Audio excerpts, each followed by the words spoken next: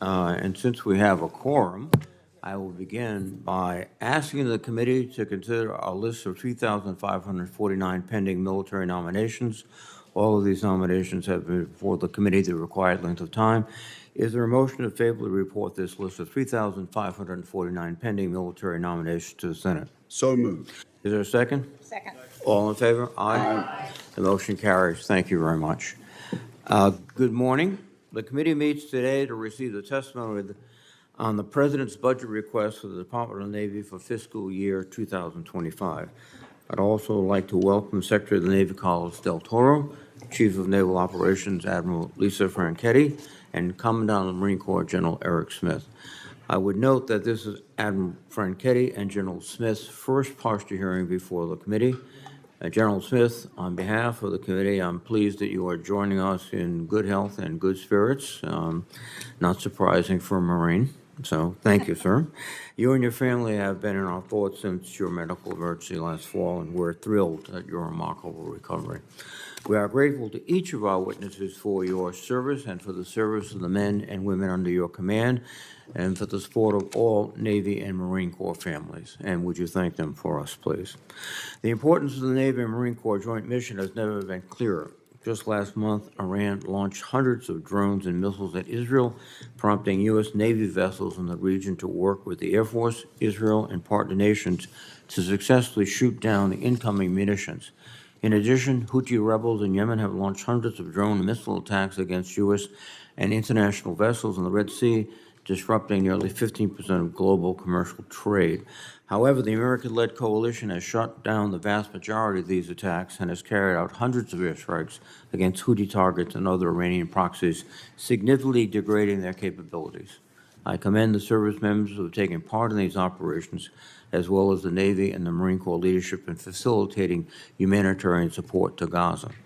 Our adversaries should take note of the capabilities of the United States and our allies to bring to any conflict. Indeed, in other seas and ports around the world, particularly the Indo-PACOM, the Navy and the Marine Corps will continue to be the first line of deterrence and defense against China and other competitors' expanding ambitions.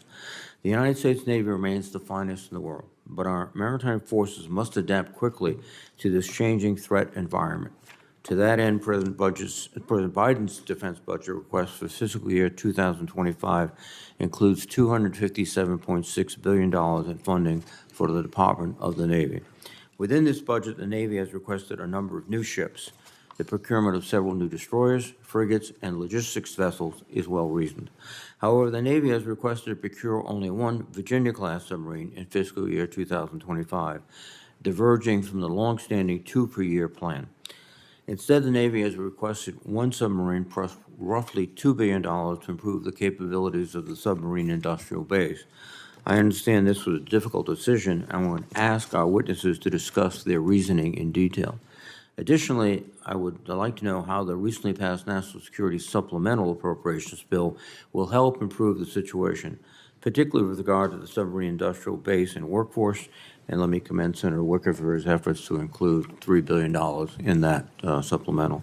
Finally, I would like the witnesses to discuss their expectations for submarine production numbers in the future. Challenges similar to the submarine program are being experienced by other programs in both private and public shipyards. The Department has undertaken its Shipyard Infrastructure Optimization Program, which represents more than $25 billion in planned investment over the next 25 years to modernize and improve our Navy shipyards. The Navy recently completed a 45-day assessment of its shipbuilding program. As the Navy's review makes clear, there are significant hurdles facing the service and the nation to continue modernizing the fleet. Secretary Del Toro, Admiral Franchetti, I would appreciate your outlook on Navy's efforts to improve shipbuilding and ship maintenance programs. General Smith, the Marine Corps is in the midst of a substantial transformation, focused primarily on competition in the Indo-Pacific. The service is restructuring around expeditionary concepts that will provide a more flexible amphibious force that can support a broader naval fight once ashore. Indeed, the Marine Corps is much more than a ground fighting force. It must help control the sea and air in support of the joint force.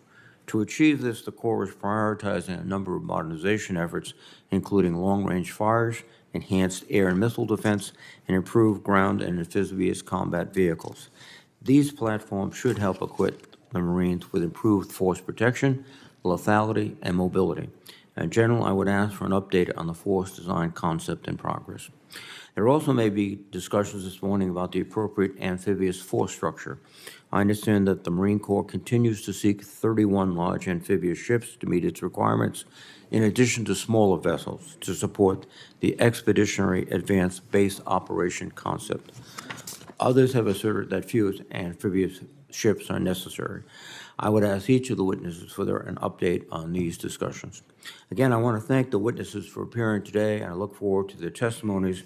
As a reminder for my colleagues, there will be a closed session immediately following this hearing in room SVC 217. Now let me recognize Ranking Member Senator Wicker. Thank you very much, Mr. Chairman. I'm grateful to our witnesses for appearing today. And like you, Mr. Chairman, I want to extend an especially warm welcome to General Smith. General Smith, I think this is, without question, your first visit to this committee since your heart operation. My colleagues and I are very grateful for your recovery. I was interested to see the special report on one of the news programs just a few days ago. My hat is off to the Good Samaritan, Tim Lalonde, a CPR-trained bystander who happened along, highly trained, and was willing and capable of keeping you alive, helping you in your time of need. I'm grateful, and this nation is grateful to this young man. And I know this experience has given you renewed appreciation for your loved ones and for the Marines you're leading. So glad to see you looking so good. I want to join all of you in expressing our gratitude to the men and women serving in our Marine Corps and our Navy. In the Red Sea and elsewhere, they execute missions of which there are no other naval forces capable. For one example, our Navy has been the first to shoot down an anti-ship ballistic missile fired in conflict. They are accomplishing feats like this so routinely that our nation could easily forget what an astounding accomplishment that was and what astounding abilities we have. Destroyers like the USS Gravely, which was built in my home state of Mississippi, are protecting maritime commerce, our allies, and our own forces. For months on end, they operate persistently within range of enemy weapons. Their skill and bravery are evident, but these missions come at a cost. Putting our young men and women on extended deployments places sailor welfare, material readiness, and weapons inventory at risk. This committee has a lot of work to do. And we have a quantum leap that we need to make, and we need to do it soon. The truth is that our naval fleet is too small and too old to meet the demands of our combatant commanders and our national defense strategy, particularly in the years going forward. The urgent need to rebuild the Navy is not lost on this committee. The pertinent question becomes, how should we rebuild? It's clear we will not be able to do so with the Navy's fiscal year 2025 budget request, which contains cuts to naval personnel, shipbuilding, weapons, and military construction. We'll not be able to meet the needs of our nation with that request. We're going to have to address this by working across the aisle, and I'm glad to be sitting next to a chairman who has shown a willingness to do this over time. Here are the facts. Compared to fiscal year 2023, President Biden has asked the Navy to take a 3% cut when accounting for inflation. These cuts impact the capacity of our force. The Navy is asking to retire 19 battle force ships and procure only 6. It's just a fact. This is completely unacceptable. As I've done in the past, I want to work with my colleagues in Congress, as I say, across the aisle, and in the other body to fix the Navy's budget. The Navy has work to do internally while my colleagues and I work on the budget. The Secretary's 45-day shipbuilding review found delays across the entire portfolio. For example, the Constellation-class frigate will be 3 years late and will take nearly 10 years to deliver the lead ship. This is largely because the Navy cannot keep its requirements steady. Almost 70% of the requirements have changed since the Navy signed a contract. So the outcome that we see today is no surprise. This is not an example of the industry underperforming. This is senior officials unable to manage a program. This is acquisition malpractice and a terrible waste of time and resources. I want to understand what urgent steps the Secretary will take to improve the Navy as a customer, regulator, and technical authority. The upcoming landing ship medium program presents an opportunity for the Navy to avoid heading down the same disappointing path as the frigate. The Congressional Budget Office estimates a cost 2 to 3 times greater than the Navy had budgeted. This new program can apply lessons learned to ensure that the Marines get a ship at the capacity and schedule they need for campaigning in the Pacific. I appreciate the efforts of the submarine industrial base community over the past 5 years, and I do appreciate the Chair's kind words about our efforts and our success recently in getting over $3 billion for the industrial base. The industrial base community is dealing with a holistic fashion with structural workforce and supply chain problems. That's why I insisted last year as a condition for the AUKUS agreement that the administration make a significant down payment on the submarine industrial base. This resulted in the $3.4 billion that was included in the National Security Supplemental Appropriation. However, I remain concerned that this approach has not been taken for other ship classes. Finally, I want to touch on the continuing recruiting crisis facing our military.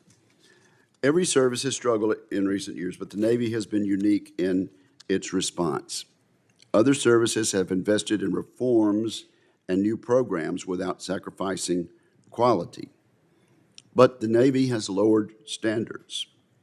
That approach does not appear to be working. Recent reports indicate the Navy could miss its recruiting mission by nearly 15% this year. We need to know if that's true. The Army and Air Force are now optimistic about their ability to achieve their respective recruiting goals. It's time for the Navy to learn from every other service and re-emphasize quality. I hope our witnesses will explain to this committee how they plan to fix the Navy's recruiting crisis without sacrificing basic standards. And that's just the beginning of what I would like to say. We'll follow up more on some questions. Thank you very much, Mr. Chairman. Thank you, Senator Wicker. Mr. Secretary, please. Good morning, Chairman Reed, Ranking Member Wicker, distinguished members of this committee. It is indeed an honor to appear before you this morning to discuss the posture of the Department of the Navy.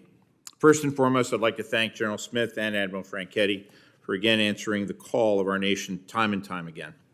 They, like all who devote their careers and in many cases indeed sacrifice their lives in defense of their fellow Americans, represent everything that makes this country a beacon of hope and freedom around the world. Together, our combined years of service to our country totals over a century marked by multiple deployments, time away from home, and sacrifices made by our families.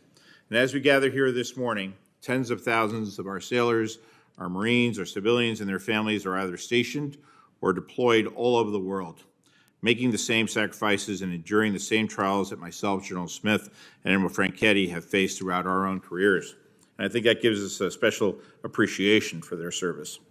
In the Indo-Pacific, our Navy and Marine Corps are sailing and operating alongside our international allies and partners in support of a free and open maritime commons, one where nations are secure in their access to the seas and where their rights within our exclusive economic zones are respected and upheld by all nations, including the People's Republic of China. Across Europe, we, in cooperation with our NATO allies, are supporting our Ukrainian partners as they continue to fight to restore their territorial and national sovereignty as Russia's illegal full-scale invasion is now into its third year. And I commend Congress for passing the National Security Supplemental last month, allowing us to continue providing support to our Ukrainian partners as they fight to restore peace in their homeland and indeed defense democracy for all countries and all free nations. And in the Red Sea, as you have stated, Mr. Chairman and Ranking Member, our sailors and Marines have counted hundreds of missiles and drones launched by the Houthis these past 6 months, over 300, targeting merchant shipping and the warships of both the United States and our international allies and partners. We are confronting an adversary supported by Iran that has absolutely no respect for the innocent lives of civilian merchant mariners, and one that is actively targeting our ships, attempting to harm our sailors and Marines because we dare to defend the defenseless. And last month, USS Carney and USS Arleigh Burke, both operating in the eastern Mediterranean Sea, intercepted several Iranian ballistic missiles heading towards Israel. For those who question why the American taxpayer should provide for and maintain a Navy and a Marine Corps, look at what is happening today in the Middle East, where we are defending the free flow of international commerce and actively defending our international partners and allies. Members of the committee, we appear before you today to ask for your continued support, thankful for the support you've provided us in the past, your partnership and your commitment ensuring that nearly 1 million sailors, Marines, and civilians of the Department of the Navy that we lead are ready on all fronts at all times. While the Fiscal Responsibility Act of 2023 required us to make extremely hard choices, the $257.6 billion in the President's budget request for fiscal year 2025 for our department adeptly balances maintaining, modernizing the fleet and force of today against planning for the future force, while also taking care of our people within those financial restrictions. This budget directly supports our department's three enduring priorities of strengthening our maritime dominance, creating a culture of warfighting excellence, and enhancing our strategic partnerships around the globe.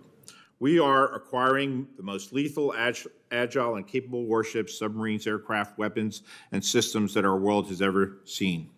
We are also funding the research and development of transformational technologies and fielding them more quickly to make our fleet more lethal and persistent within the current fit-up.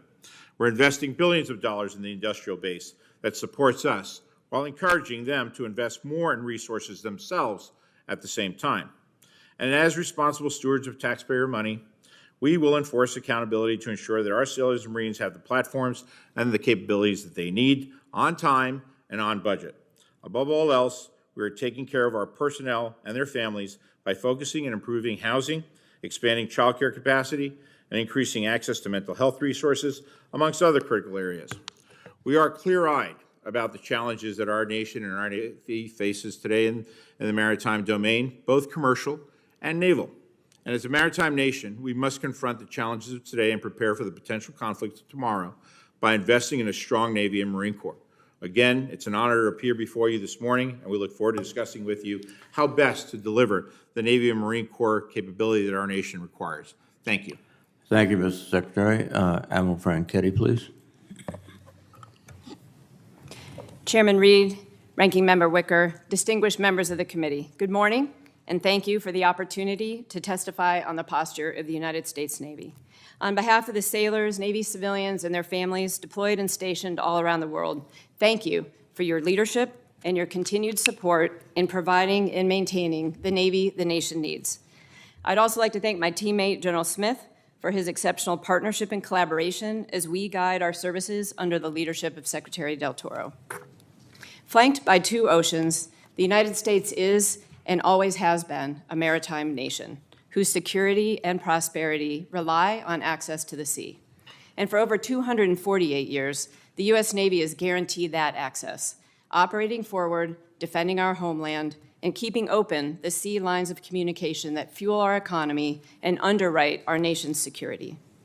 The events of this past year and the actions taken by your Navy Marine Corps team in the Indo-Pacific, in the Mediterranean, in the Red Sea, and beyond underscore the enduring importance of American naval power. With an average of 110 ships and 70,000 sailors and Marines deployed at sea on any given day, the Navy Marine Corps team is delivering power for peace, deterring potential adversaries, and standing ready to fight and win our nation's wars if deterrence fails. I could not be more proud of this team. No other Navy in the world can train, deploy, and sustain such a lethal, combat-credible force that operates from the seabed to space at the scope, scale, and tempo that we do.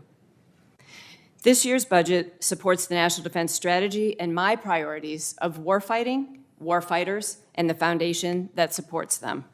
It enables the Navy to continue to meet our congressionally mandated mission, both in peace and war. It is strategy-driven, maintaining our focus on the People's Republic of China as the pacing challenge, the acute threat of Russia, and other persistent threats like the DPRK, Iran, and VEOs. Given the discretionary spending caps prescribed by the Fiscal Responsibility Act and a top-line increase of 0.7%, the Navy had to make tough choices, favoring near-term readiness, investing in our industrial base, and prioritizing our people, while assuming risk in future capabilities. Within this fiscally constrained environment, the budget request fully funds the Navy's top acquisition priority and the most survivable leg of our strategic deterrence, the Columbia-class submarine. It provides funds for 6 Battle Force ships and incremental funding for 2 Ford-class aircraft carriers in FY25, and continues our support to Marine Corps force design by maintaining 31 amphibious ships, procuring 3 LPDs, 1 LHA, and 8 medium landing ships. In total, the budget request procures 57 ships and submarines across the FIDA. This budget prioritizes warfighting by funding our operations, training, and readiness accounts.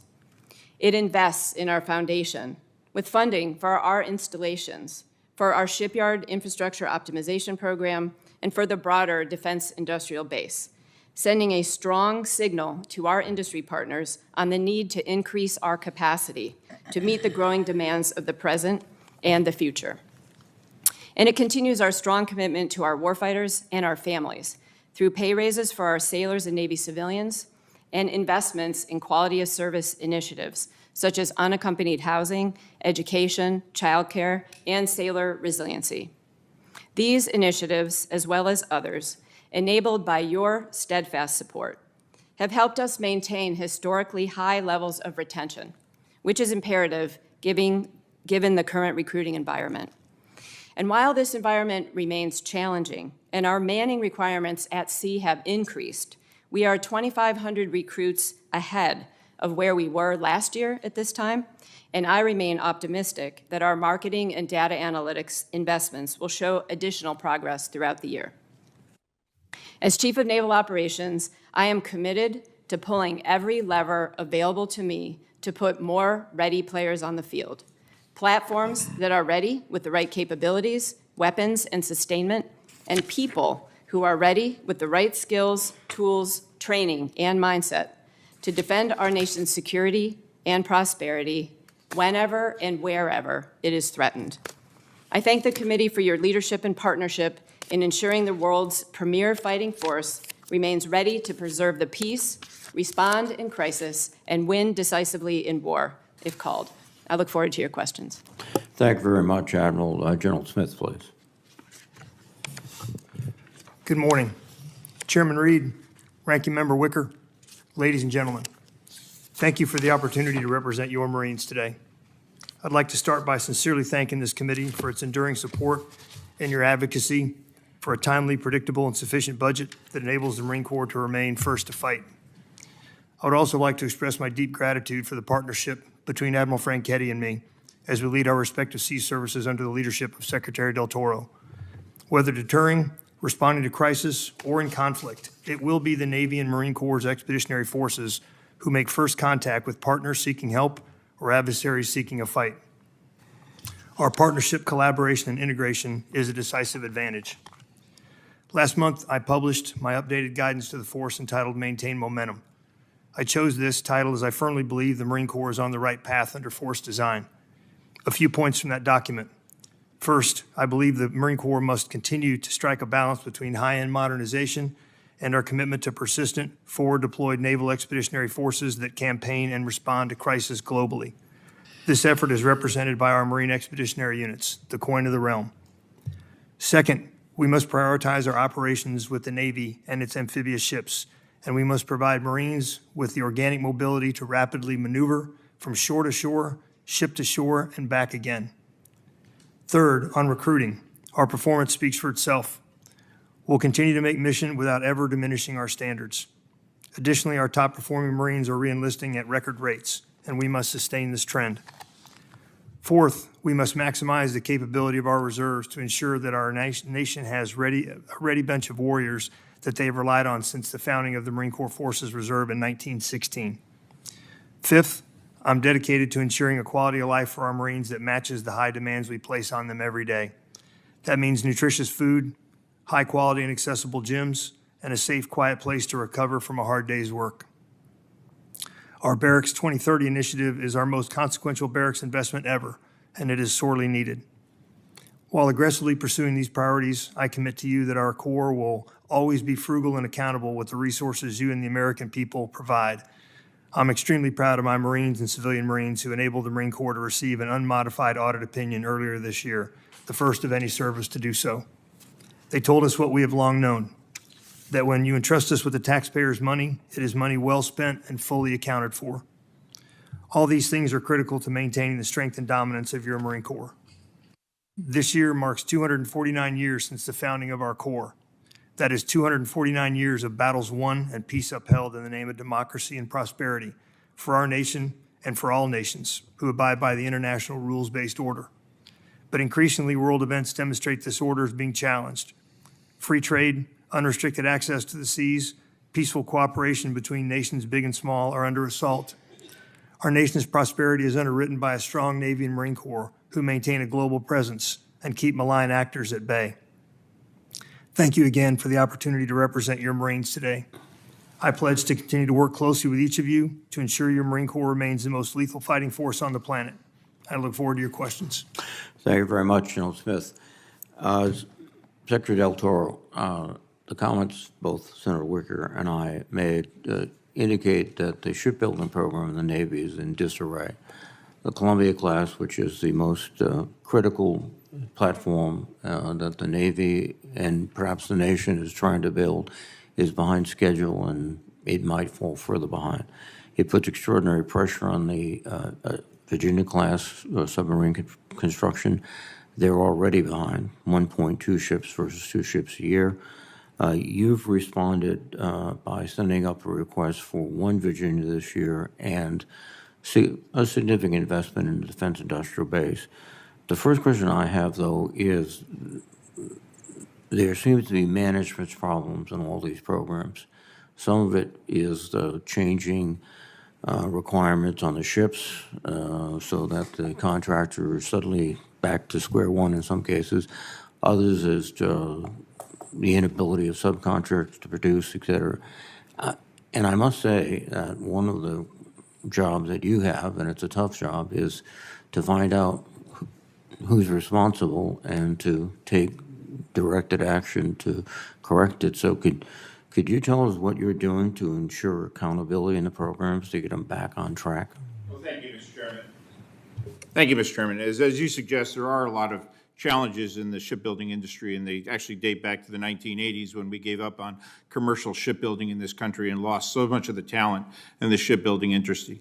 That was compounded tremendously so by COVID and the enormous challenges that we have with regards to blue-collar labor in this workforce that actually impacts across all programs, because the industry and even the Navy and its public shipyards just simply don't have the people that are necessary to work in our shipyards. That's sort of the base denominator of it all. But the recent problems that we've actually seen here, and I don't agree with the characterization that this is all about management, by no means of the imagination. These are difficult challenges that are presented to the Navy and as well the shipbuilding industry that we have to deal with clear on.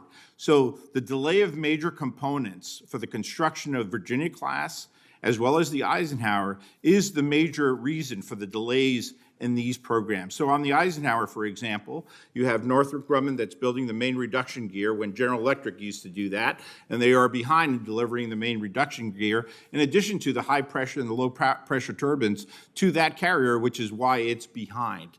In the case of the Virginia-class submarines, it's the turbine generators that are being delivered by Northrop Grumman that are significantly behind, in addition to the quality assurance challenges that have been presented down in Norfolk Naval Shipyard associated with the nose cones of those submarines that you're very well familiar with as well. That has led to significant delays such that the New Jersey that was just delivered a couple of weeks ago was delivered 3 years late. Now, some of this isn't just maintenance problems. It's, again, attributed to blue-collar workforce challenges that we're having. The greening of the workforce. You could argue that years ago, as you have stated before in other testimony, we had 50-year-old supervisors working with 50-year-old naval engineers in the Navy. Today, it's 35-year-olds working with each other, right?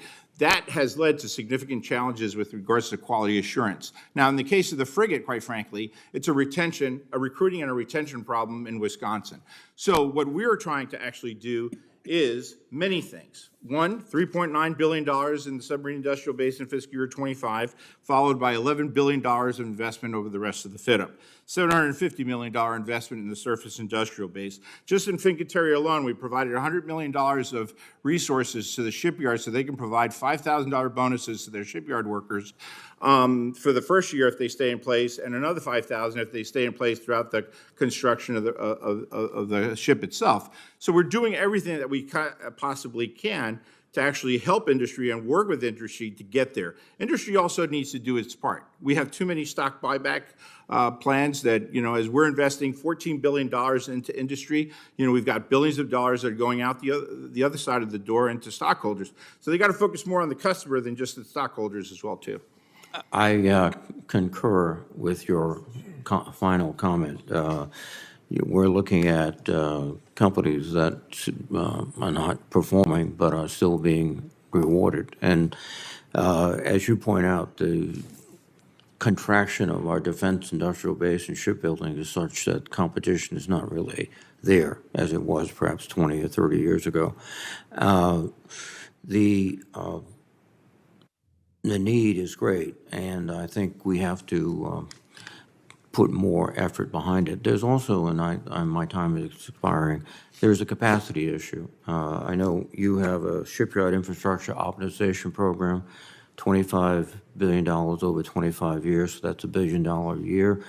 I think we have to come to a real question of, do we have enough shipyards to function, particularly in this environment where China has 16 major premier shipyards. And I've taken too much time. Let me recognize Senator Wicker. I'm tempted to ask that you be given another 5 minutes, Mr. Chairman, but I won't do that. Let me ask General Smith and Admiral Franchetti about medium-sized landing ships. Now, let me start with you, General Smith.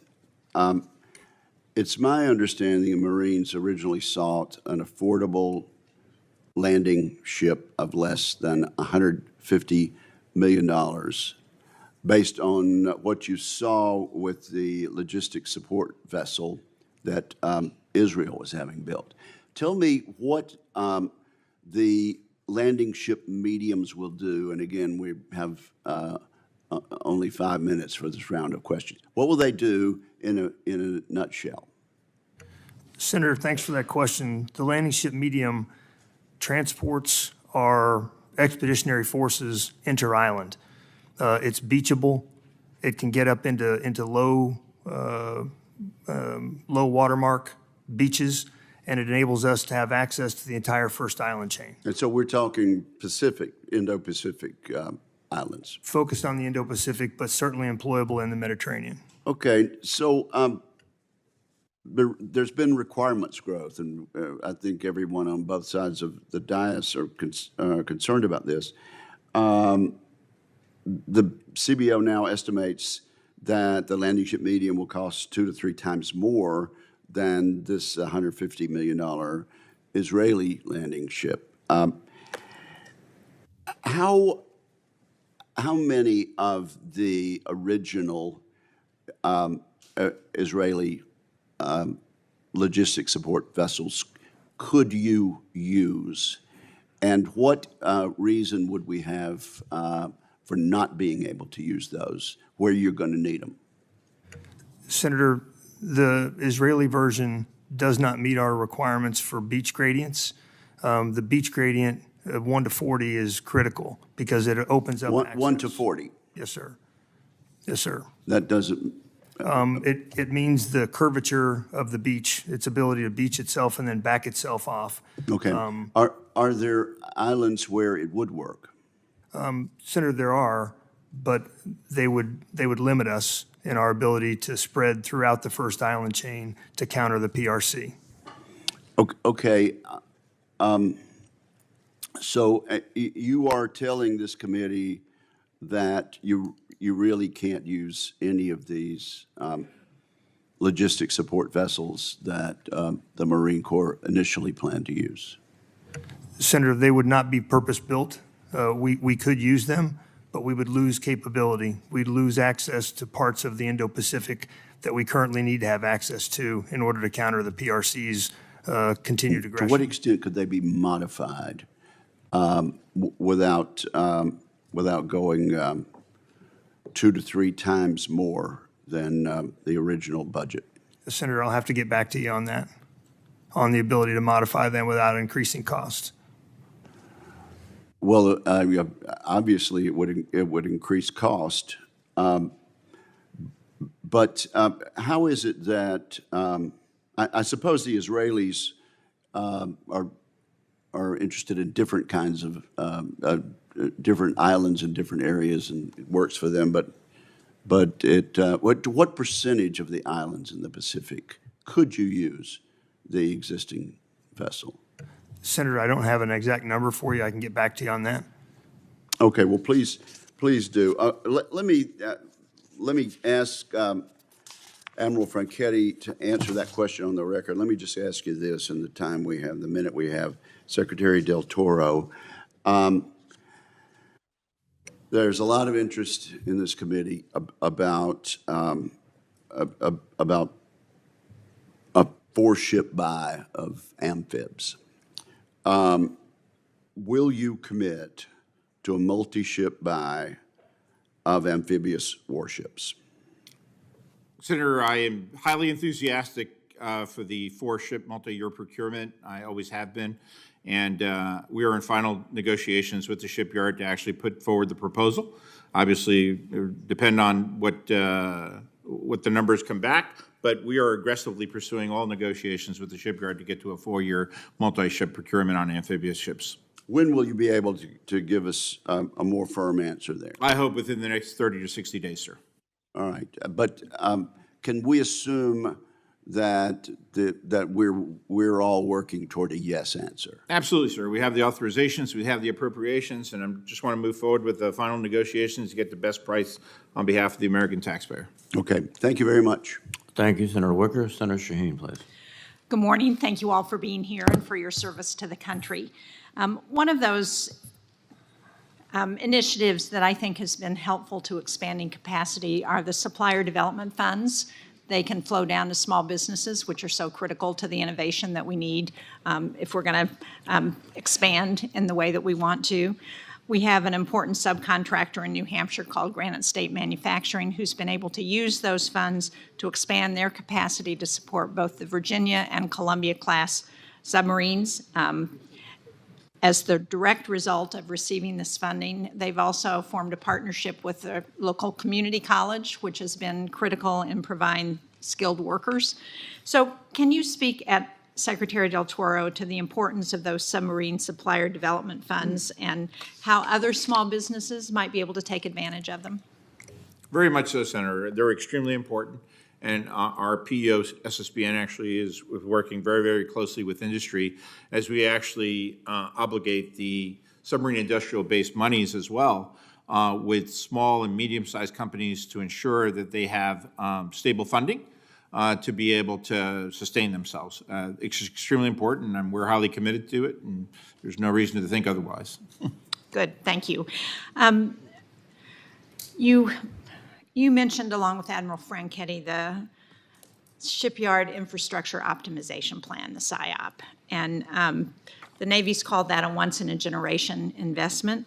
But what we're seeing in the Portsmouth Naval Shipyard, for example, is that cost overruns have thrown that schedule off. And I wonder if you could speak, maybe Admiral Franchetti, to your commitment to ensuring that that project stays on time, on schedule, and how confident you are that that's going to happen. And I should say, as part of that, how much I appreciate, as the chairman said, Senator Wicker's commitment to getting the $3 billion for the submarine industrial base. That's been really critical to a project like the Portsmouth Naval Shipyard.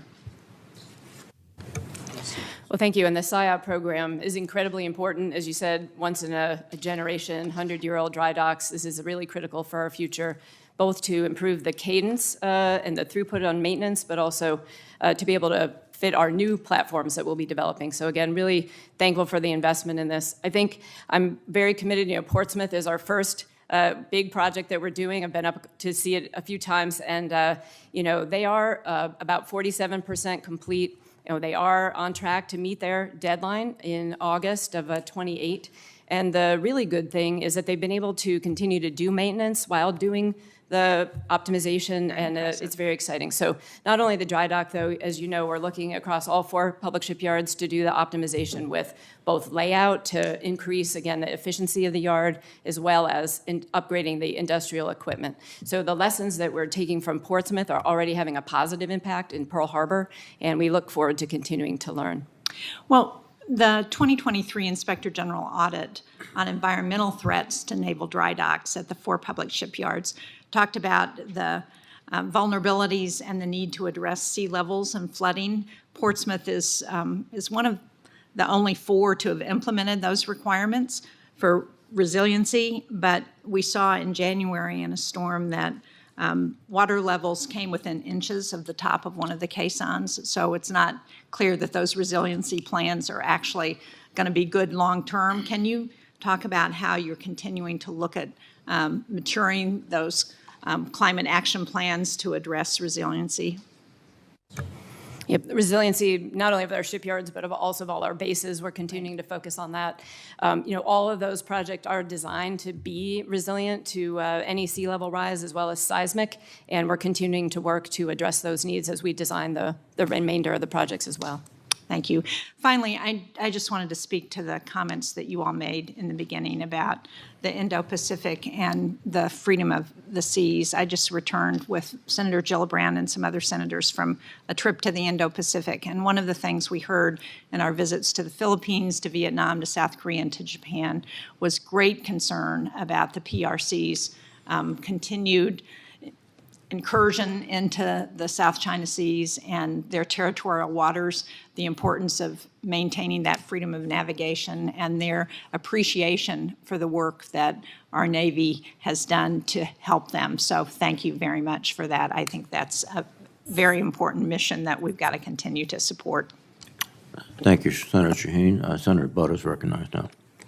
Thank you, Chairman. Thank you, Ranking Member, for allowing me to go just a few minutes early, and thank my colleagues as well, as I'll be attending the unveiling of the new statue of the Reverend Billy Graham, a great North Carolinian, a great American. So thank you all for being here. General Smith, certainly glad to have you back with us for many, many reasons. General Smith, this year's Marine Corps request, it included significant investments in Cherry Point, North Carolina.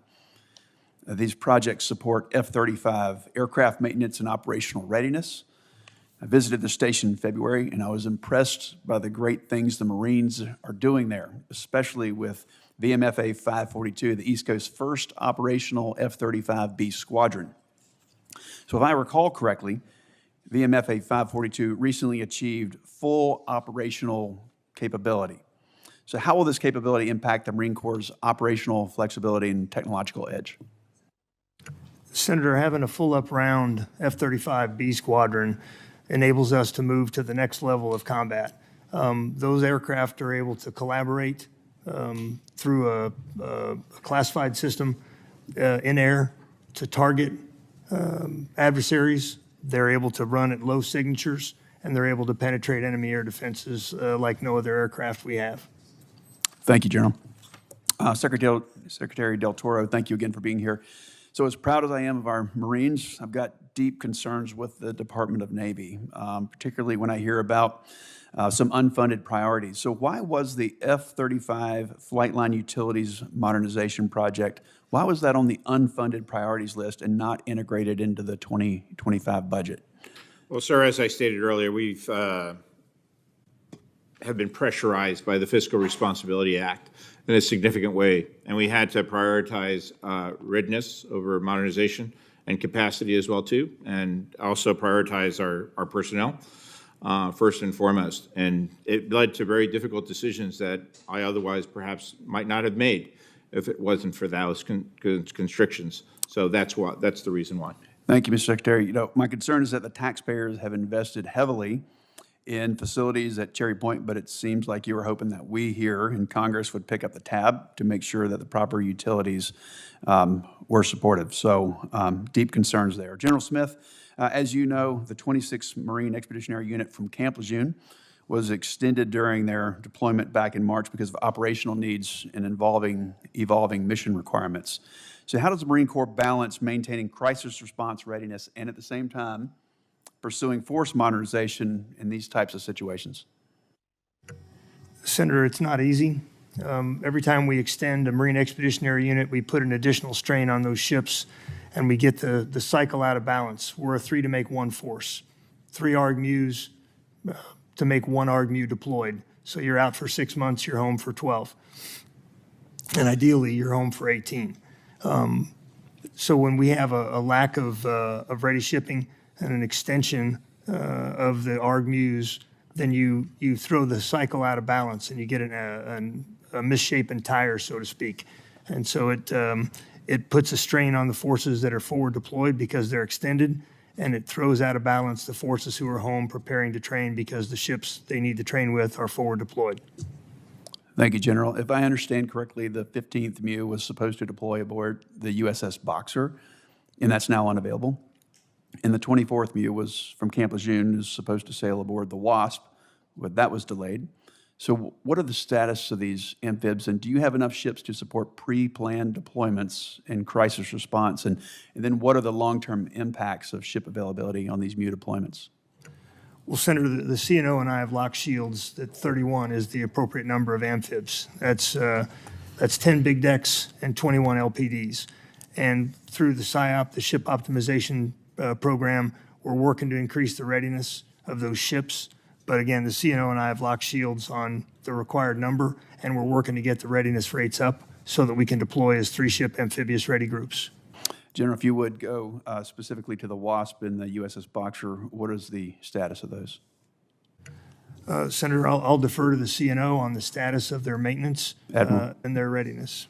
So the WASP is underway doing her certification exercise, probably be delayed from maybe just a few days from her original planned deployment. The Boxer has a materiel casualty on her rudder, which is being repaired right now. We expect, if the maintenance progresses as it is on track, to be able to get her out on deployment later this summer. Thank you. Thank you, Chairman. Thank you, Senator Budd. Senator King, please. Thank you, Mr. Chairman. Just last Friday, Senator Sullivan and I took a bipartisan group of our colleagues to the battlefield at Antietam, which was the deadliest, bloodiest day in American history. One of the units that day that suffered almost 50% casualties was the 7th Maine Regiment, led by a fellow named Thomas Hyde. Thomas Hyde received the Congressional Medal of Honor for his bravery that day, leading a charge, basically an unsupported charge into the Confederate lines. The relevance today is that after the war, he came back to Maine and founded Bath Iron Works. And Bath Iron Works is the yard that built the Kearney and the Arleigh Burke that are now defending the freedom of navigation in the Red Sea. I just think that's a nice circular history right there. And I can tell you from Senator Sullivan's and I point of view, it was a very moving and important day that we spent at Antietam last week. Mr. Secretary, you know what I'm going to ask. Whenever I hear about what's going on in the Red Sea, I hear about knocking down Houthi missiles, and my first reaction is, that's great. Our Navy's doing a great job. My second reaction is, we just shot down $100,000 worth of missiles with about $15 million worth of our missiles, directed energy. I hope that the department can reprioritize because the entire Defense Department has cut directed energy R&D and expenditures by 50%, by half, over the last 3 years. I see directed energy as a crucial part of the Navy's future. Can you commit to me that you will advocate for renewed research, development, and deployment of directed energy weapons to defend this country across the globe? Senator, I took my first laser course at the Navy Postgraduate School in 1986, and even back then, I thought that we needed to invest far more significantly in laser and high-directed energy systems. I regret that we haven't done that for the past 30 years or so. We need to do that moving forward. There's no question in my mind to get to a place perhaps 5 to 10 years from now where we could actually start aggressively employing those capabilities on our ships. We currently... Go ahead, sir. I hope it's on the 5-year range and not the 10-year range. Yes, sir. I like it that you say we're going to move forward. I want it to be urgently, because again, just from the point of view of economics, shooting down a $20,000 UAV with a $4 million missile we can't do that very long. Plus, we're talking about a very potentially powerful weapon in defense against, as we've learned in recent conflicts, aerial defense is what it's all about. Sir, to the extent that I have authorities to do so in POM 26, I will absolutely do so. Thank you. Mr. Secretary, again, the DDX is the next level of surface combatant. There's been, in our 2023 National Defense Act, we talked about collaboration. That collaboration is continuing between the shipyards and the Navy. We can't let that falter because first-in-class ships tend to be very expensive. And one way to avoid that, and what I'm looking for, is collaboration still a priority for the Navy, between the Navy and the shipyards in the design and conceptualization of this new surface combatant? Certainly, Senator. Not only is it a priority, but we're actually living it right now. And as we actually had to shift DDGX to the right a bit, partially because we want to be able to fully develop the technologies and the design of that ship so that we get it right. And so greater collaboration between industry and the government before we actually go to a full production on a fully designed ship is absolutely the right answer. Couldn't agree more.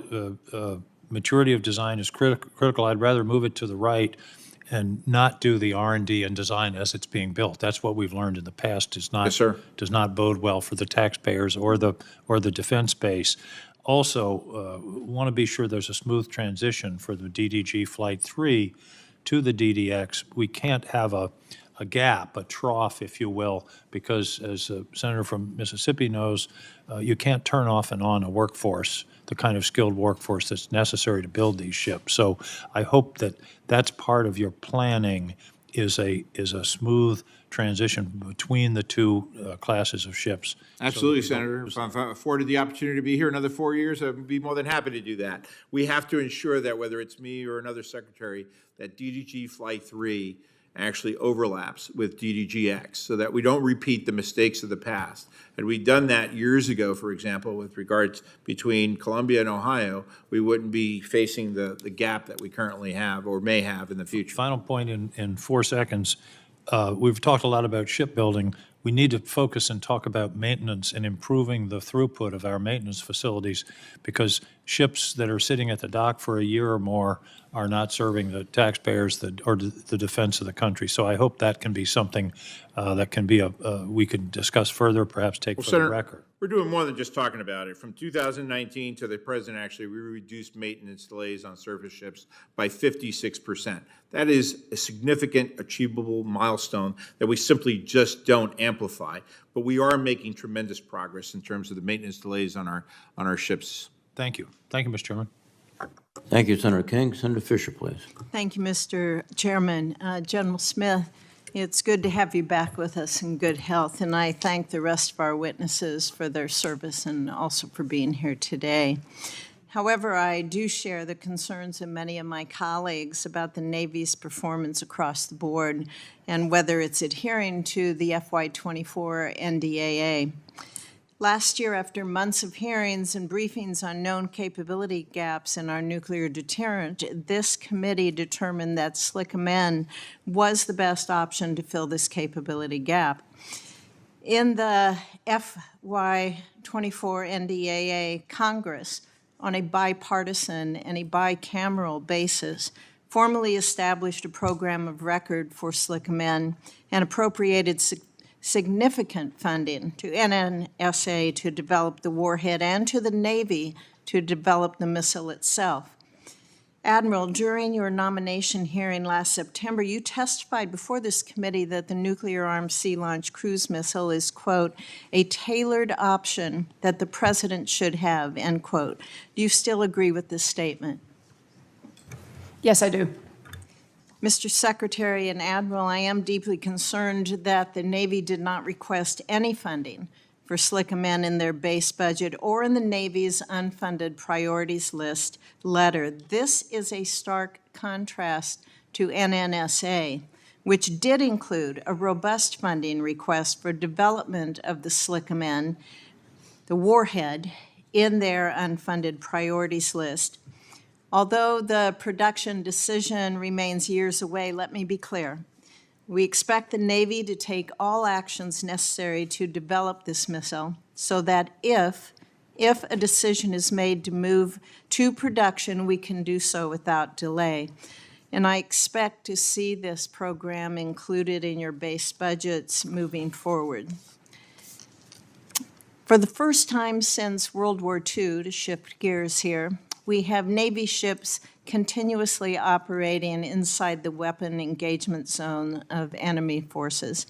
On a near daily basis, we're expending significant, highly capable, and expensive munitions to defend against low-cost missiles and drones. Mr. Secretary, we just heard concerns from Senator King, and you know those concerns come from others as well, that we need to be investing more in directed energy so that we can get on the better side when it comes to the cost per shot curve. But I am also concerned about our ability to reconstitute the missiles that we're expending right now. So, Mr. Secretary, how's the Navy reconsidering its industrial-based strategy to account for higher than expected levels of munition or weapon attrition? Well, first and foremost, Senator, thank you for your support of our Navy and Marine Corps, and I know how deeply passionate you are around these issues. We just in the Red Sea, over the course of the last 6.5 months, have expended close to $1 billion in missiles, SM-2s, SM-6s, SM-3s. And thank you for the authorities that you provided us in 24, for example, for multi-year procurements for missile systems. We actually are starting to make progress now working with the industrial base. Both the Undersecretary of Defense for Acquisition and Sustainment and myself have been working with industry, and those production rates are actually starting to come up now so that we actually will see some increases in SM-2 and SM-6 productions. Obviously, the more sophisticated the missile, the harder it is to produce them. But nevertheless, we are starting to see some progress being made in the production base. Okay, thank you. Also, Mr. Secretary, I understand that the next Rim of the Pacific exercise, it's scheduled for later this year, and that gives the Navy and the Marine Corps an opportunity to demonstrate their maritime combat capabilities. This is one of the many exercises that we have with our global counterparts. How's the Department of the Navy investing in these exercises to prepare for a potential power competition in the Pacific? Exceptionally well, Senator. To give you just two examples, the investments that we've made in Operation Overmatch, and perhaps, I can just talk a little bit, although that is a classified program, but will be exercised during RIMPAC 24, basically. We've also increased our collaboration with allies and partners for RIMPAC 24, which is very, very exciting. And on the autonomous side of the house, the unmanned Navy side of the house, we're actually looking to actually employ all four Overlord projects as well, too, in an incredible way. So we're very excited about RIMPAC 24. Thank you. General, how's the MRF Darwin integrating with the Australian Defence Forces? Senator, the Marine Rotational Forces Darwin are down there during the dry season. They're integrating very well. They're exercising with them. They're in position to forward deploy from the southern end of the first island chain to secure those routes and to defend against the PRC's aggression. So they're doing very well, and it's a well-done program. It involves our CH-53s and it involves an infantry battalion worth of Marines. It's task organized to distribute through the first island chain. Good. A few years ago, I led a Codell when they were getting the barracks, the containers ready for the first Marines that were going to be deployed there. So good to hear. Thank you. Thank you, Senator Fisher. Senator Warren, please. Thank you, Mr. Chairman. So the Navy acquires everything from night vision goggles to aircraft carriers through contracts with big defense contractors. But the contractors often place restrictions on these deals that prevent service members from maintaining or repairing the equipment, won't even let them write a training manual without going back through the contractor. Now, the contractors say that since they own the intellectual property and the technical data underlying the equipment, only they have the right to repair that equipment. These right to repair restrictions usually translate into much higher costs for DoD, which has no choice but to shovel money out to big contractors whenever DoD needs to have something fixed. So take the Navy's Littoral Combat Ship. General Dynamics and Lockheed Martin considered much of the data and equipment on the ship to be proprietary. So the Navy had to delay missions and spend millions of dollars on travel costs just so that contractor-affiliated repairmen could fly in rather than doing this ourselves. Secretary Del Toro, when a sailor isn't allowed to repair part of their ship at sea and a Marine isn't allowed to access technical data to fix a generator on a base abroad, one solution is for the Navy to buy the intellectual property from the contractors. So can you say a little bit about what the benefits are of the Navy having technical rights for the equipment that it has purchased? The benefits are enormous, Senator, and we've actually had tremendous success, I'd say, in the last year and a half to 2 years through the taxpayer advocacy program that we initiated when I came in. There have been 3 examples. One, gaining the intellectual property rights for the new ACV class of ships that will replace the AAVs. The F-35 negotiations really proved themselves out in a significant way as well, too. And lastly, the 20 F-18 ENFs that the Congress authorized in 22 and 23. We were able to make significant gains in terms of the government finally getting the intellectual property rights that were necessary for us to be able to properly sustain those moving forward. So I am very, very glad to hear this. I like the Taxpayer Advocacy Project and how you're training contract officers to secure technical equipment that the Navy buys. But I think you should have the support of Congress on this. Senator Braun and I have introduced the Stop Price Gouging the Military Act to give DoD more tools to get cost and pricing data so that you will be in a better position to negotiate better deals with the contractors. There's also more that we can do to ensure that the Navy and the rest of the services have the rights they need to bolster readiness. So let me ask you, Secretary Del Toro, would having a stronger focus on right to repair issues during the acquisition process, like prioritizing contract bids that give DoD fair access to repair materials and ensuring that contract officers are looking into buying technical rights early on, would that help the Navy save costs and boost readiness at the same time? Very much so, Senator. In fact, one of the things that we have prioritized since I came in as Secretary of the Navy, given my acquisition background, is actually those negotiations need to happen as early as possible. Before we even, as we develop the acquisition strategy for that contract to go out to bid. And by doing so, we will reap tremendous returns. And in the case of the LCS, Senator, by the way, and I applaud former CNO Mike Gilday, now our current CNO Lisa Franchetti, for actually moving the LCS maintenance strategy from a contractor service focused strategy to a sailor focused strategy. Yeah. Well, I very much appreciate the direction you're going in this. I want Congress to be able to help you on this. Ensuring that our service members' equipment works shouldn't depend on whatever price some contractor wants to set after the fact. DoD should be able to follow your lead and secure the rights to repair in all of its equipment early on. So thank you very much. Thank you, ma'am. Thank you, Mr. Chairman. Thank you, Senator Warren. Senator Ernst, please. Thank you, Mr. Chair, and thank you to all of you for testifying in front of the committee today. I'm proud to have served for over 23 years in our nation's uniform, and I was first inspired, actually, by Ukrainians. And these are the Ukrainians that I met on an agricultural exchange program in 1989. Then, under Soviet control, my Ukrainian brothers and sisters asked me about what it was like to be free and what it was like to be an American. And those moments, outside of the comfort of my rural Iowa upbringing, my Iowa home, inspired me to give back to the country that I love. And I came back from that exchange and I joined Army ROTC at Iowa State University, where my patriotism was solidified.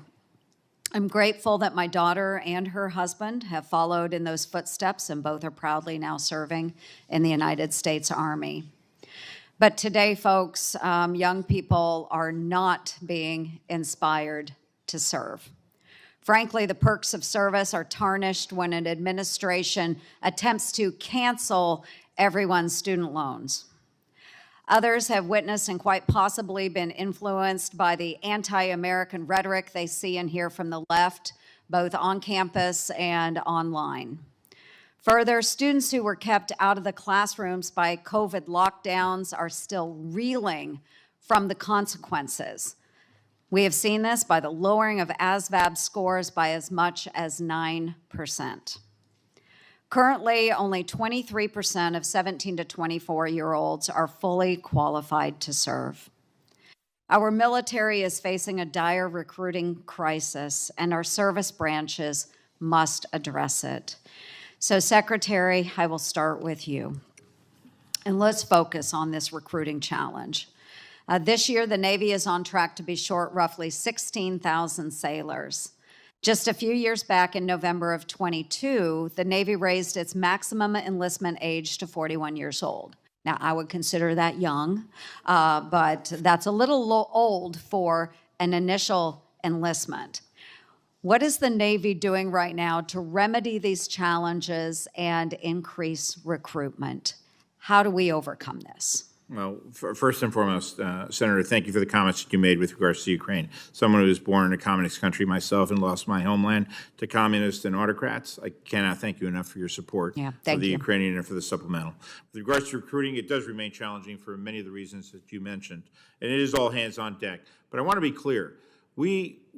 We're not going to be 16,000 sailors short. We may be somewhere between less than 6,200, and I think it's going to be far less than that, in fact. But we actually decided to raise our goal to recruit more sailors this year, unlike the other services. So we set the goal at 40,600 because of the shortfalls that we will have at sea. So, therefore, it's all hands on deck, and perhaps the CNO can comment briefly on the multiple steps that are being taken to actually close that gap. Okay, thank you. And historically, I'm going to go back to the comments I made about education, because historically, education benefits have produced more of our high-quality recruits. And there was a RAND study that found the number of high-quality recruits increased after the passage of the post-9/11 GI Bill. Do you believe that extending similar benefits to that of the GI Bill for non-serving individuals through the administration's so-called student debt cancellation plan has impacted recruitment efforts and undermined the fundamental principles of military service? Ma'am, I'm focused on recruiting, recruits into the Navy and the Marine Corps. And when you talk to our recruiters, the biggest challenge that they sometimes have is actually getting access to the high schools themselves. So we're working very closely with the Department of Education and with supervisors from across the nation to try to break down those barriers that our recruiters can actually get access to the high schools. Currently, they're being allowed 2 times a year. We want to increase that to about 4 times a year. I've written over thousands of letters to high school principals, in fact, allowing our recruiters back in. That's the number one challenge that our recruiters have in terms of getting to the high school students themselves. I am really glad you brought that up, Secretary, because last year I did have an effort to force high schools to allow recruiters into those high schools. It is law that they be admitted into those high schools. 5% of our high schools across this great United States of America don't allow recruiters. on their campuses. So we'll continue pushing that effort for you, Secretary. And I'm going to double back because I will tell you that I've had so many of my former soldiers come to me and say, I served multiple deployments overseas for GI Bill benefits, for those education benefits. And now others are getting them for not serving. I think it's absolutely unfair what is going on across the United States today. I think we are wiping away the benefits that we have promised to those that have stepped up and worn the flag of these great United States. We have to do better, and we need to reward those that serve. And I think part of our recruiting challenge is that we don't reward those that serve enough, or we give their benefits to others that don't deserve them. So thank you all very much for testifying today. Thank you, Senator Ernst. Senator Kelly, please. Thank you, Mr. Chairman. Secretary Del Toro, I want to talk in a little bit more detail about the nuclear-armed sea-launched cruise missile, or SLCM-N. I want to make sure that we're clear on the direction of the system and understand the opportunity costs that may come with fielding it. I get that there is a arms control rationale here, that there is a possibly we could provide Russia with an incentive to both reverse development of a new land-based cruise missile that's nuclear armed. This could be part of a negotiation. I get that part of it. At the same time, my understanding is we're developing a low-yield, the W76-2 low-yield SLBM warhead that could fill the same need for a low-yield weapon. My concern, though, is that fielding the SLCM-N would likely necessitate removing some conventional munitions from our submarines. I'm especially concerned about the Virginia-class submarines and possibly having to sacrifice torpedoes for cruise missiles. You and I were aboard USS Indiana, and we spent some time in the torpedo room. And, the modification of weapon systems aboard a ship is significant. There would have to be changes in the safety system, security, storage, launch, communications, command and control for nuclear weapons, secure comms, authorization protocols. So, Mr. Secretary, I know you've previously voiced concern over development of a nuclear-armed sea-launched cruise missile. Does the Navy currently have plans for how we would integrate SLCM-N into a Virginia-class submarine? And have we considered that we're likely, if we were to do this, we're likely going to replace weapons that we would need and we are more likely to use in a conflict with China? When you consider the number of ships we're dealing with and the number of torpedoes that we would need, we would have to replace those torpedoes with nuclear-armed sea-launched cruise missiles aboard a sub. So I just want to get your take on where we're going with this plan. Yes, sir. Well, I think you hit the nail on the head, Senator. And to be clear, we are moving forward with standing up the Program Management Office as required by the law. But having said that, I'm concerned about how it will operationally impact our submarine force and their ability actually to conduct the tactical and operations that they actually need to do in the South, in the Indo-Pacific, and elsewhere around the world that actually will prevent us perhaps from doing the things that we need to do tactically and operationally by providing this SLCM capability to the submarine. It will fundamentally change the mission of many of those submarines themselves. The second issue that I'm very concerned about is the opportunity cost here associated with the cost of the missiles themselves. This will be a multi-billion-dollar program that will prevent us from doing other things that are equally important, I think, throughout our naval enterprise. Well, thank you. The probability of us in the future using a torpedo against a warship is much higher than the probability of using a nuclear-launched cruise missile against a target. So thank you. In my remaining time, Secretary Del Toro, you've talked about the need for a renaissance in American shipbuilding. You mentioned a little bit as I was walking in the door here. I think you labeled it maritime statecraft. I agree with that wholeheartedly. Right now, China, Republic of Korea, Japan, they build about 98% of global ship construction. China is the world's largest shipbuilder, controls most of the merchant ships in the world, 5,500. We have about 80 or 85, I think, merchant ships flying the U.S. flag. I'm concerned with the size and the status of the U.S. Merchant Marine and how it's a risk to our national security. As you know, insufficient commercial maritime capacity impacts peacetime trade and supply chains, but also has a great impact on our ability to move things we need to move if we're engaging in combat somewhere across the globe. And this isn't a capability that can be turned on overnight, as you know. We need to invest in this now so we're ready in the future. That's why last week I released a bipartisan, bicameral report with Congressman Waltz and Garamendi and Senator Rubio called the Congressional Guidance for a National Maritime Strategy.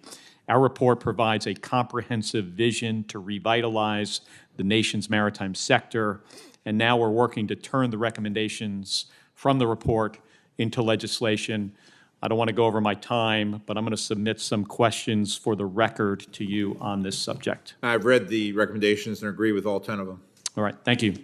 Thank you, Senator Kelly. Senator Sullivan, please. Thank you, Mr. Chairman, and I want to thank the witnesses today. General Smith, it's good to see you back, sir. Semper Fi, we're all really glad you're back. By the way, little discussion on 31 amphibs, what you're talking about. Remember, we directed that, so the debate's over, right? That's a congressional direction, so I think it's important. One of the themes from this hearing is the shipbuilding crisis that we are facing. I met with the CRS experts, Congressional Research Service experts, best in government. Some have been doing this for decades. This was a quote from them. "This is the worst position the Navy has been in over the past 40 years for designing, building, maintaining, and crewing ships." That's what the Congressional Research Service experts said. Senator Wicker's already said this is acquisition malpractice. The chairman said it's in disarray. I want to get more to the issue of who's responsible and what should be done to fix it. But let me begin. General Smith, would you agree that as a leader in the Marine Corps, no matter what level you're serving at, accountability and responsibility is a critical component of leadership? Yes, sir. So if a Marine platoon commander has a Marine who loses his rifle on an exercise, what typically happens to that Marine platoon commander? That platoon commander be relieved. And that's not a hypothetical issue. In 2020, a battalion commander and a sergeant major were relieved after 2 rifles went missing on a training exercise in Camp Lejeune. Admiral Franchetti, paragraph 0802 of the Naval Regulations titled Responsibility of a Commanding Officer says that the responsibility of the commanding officer, his or her command, is absolute. What happens in the Navy if a captain of a warship is asleep in her cabin and an officer standing watch collides with another ship? Historically, they've been relieved of command. So that's also not hypothetical. Since 2012, the CEO of the USS Porter, USS Jacksonville, USS Antietam, the USS John McCain, USS Fitzgerald, USS Connecticut have all been relieved. Mr. Secretary, Congress under Title X has given you the direction to, among other things, oversee the construction of outfitting and repairing of naval ships in an effective and timely manner. One thing that I think hasn't been brought up here is my assessment, respectfully, of your tenure is you haven't been focused on that. One of the things you've actually been focused on a lot on is climate change, where in your nomination hearing you devoted a full paragraph on climate change. You never mentioned shipbuilding, lethality, or war fighting. In your strategic guidance you issued to your department, you mentioned climate change 9 times. You don't address the size of trying to increase the fleet. You got to this committee, your climate action plan a year before your shipbuilding plan. Where can you point to your Title X responsibilities for climate change, Mr. Secretary? Senator, I spend 75% of my time on shipbuilding, so I don't agree with your characterization. Could you answer my question? Where's your Title X responsibilities on climate change? On climate change, it actually impacts everything, Senator. It impacts Where are your Title X responsibilities that we gave you? manning, equipment, training, sustaining. They don't exist. You can't, no, they do exist, Senator. I No, disagree I'm with you. looking at Title X right now. And I'm telling you that climate change and the impact that it Not has in on it, Mr. installation readiness Secretary. actually Hey, has an I impact need on you our to combat just- readiness. I'm actually trying to ask questions. Well, to suggest that climate change does not have an impact on I'm combat not saying- readiness and I'm installation saying- readiness is, it's just I not would correct. ask the senator. I'm to- asking for a little more time here, actually. Senator, you usually have a little more time. Let's first ask the question. Okay, well, let me answer the question I Allow asked the the Secretary. Secretary to answer. No, I'm going to answer it for him. It's not in Title X. There's nothing on climate change in Title X. The shipbuilding crisis that we have right now is not just a fiasco, it's amplified by this. Our main adversary, who's building ships at the rapid rate. In 2021, the PLA had 341 ships. This year, they have 370. In 2025, they will have 395. By 2030, they will have 435 ships, 141 more ships than we have. Our fleet, as we've discussed, is shrinking. So, Ms. Secretary, I'm going to ask this final question. Marines and sailors that you lead have a strong culture of responsibility and accountability. In light of that, I feel compelled to ask, if a Marine platoon commander gets relieved because one of his Marines loses a rifle, and a Navy captain gets relieved because his crew hits another ship while the captain is asleep, should the Secretary of the Navy be relieved or resign for failing on his #1 mission, shipbuilding, particularly when he is spending so much time on issues that are not even part of his Title X responsibility? Actually, a good leader, what they do is they actually take assessment of the conditions that exist when one comes in. And you know well, Senator, that the acquisition issues that we're dealing with go back decades. What I'm trying to do and have been doing from the day that I became secretary was to be honest, transparent, and deeply committed to turning things around. And that's exactly what I've done. Let me ask one The final ships, No, 50 ships. I must say, Senator Sullivan, your time has expired. Senator Kane, please. Thank you, Mr. Chair. To Secretary Del Toro and Admiral Franchetti, I want to begin with a question that goes back a ways, and that is the mental health of our sailors. As you know, and Secretary Del Toro, I thank you for accompanying me.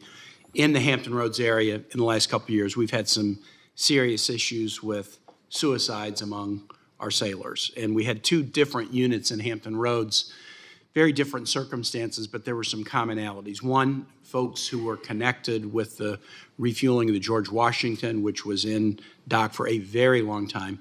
And second, the Mid-Atlantic Regional Maintenance Center, 2/3 of whose personnel are sailors assigned to that billet, but 1/3 of whose personnel were sailors in the fleet who became assigned to the billet on a limited duty status because they were pregnant, because they had a physical injury, because they had a mental health issue, because they had a disciplinary challenge in the fleet. The suicides that happened at the Mid-Atlantic Regional Maintenance Center were all among the limited duty staff who were there for kind of an unknown period. They weren't, unless it was for pregnancy, people didn't know when or if they would be returning to the fleet, and they didn't know when they would know the answer to that question. And folks on the George Washington had trained for an MOS, as a surface officer, and then they end up in a long-term status where the ship's in dock and they're not really doing the thing for which they trained.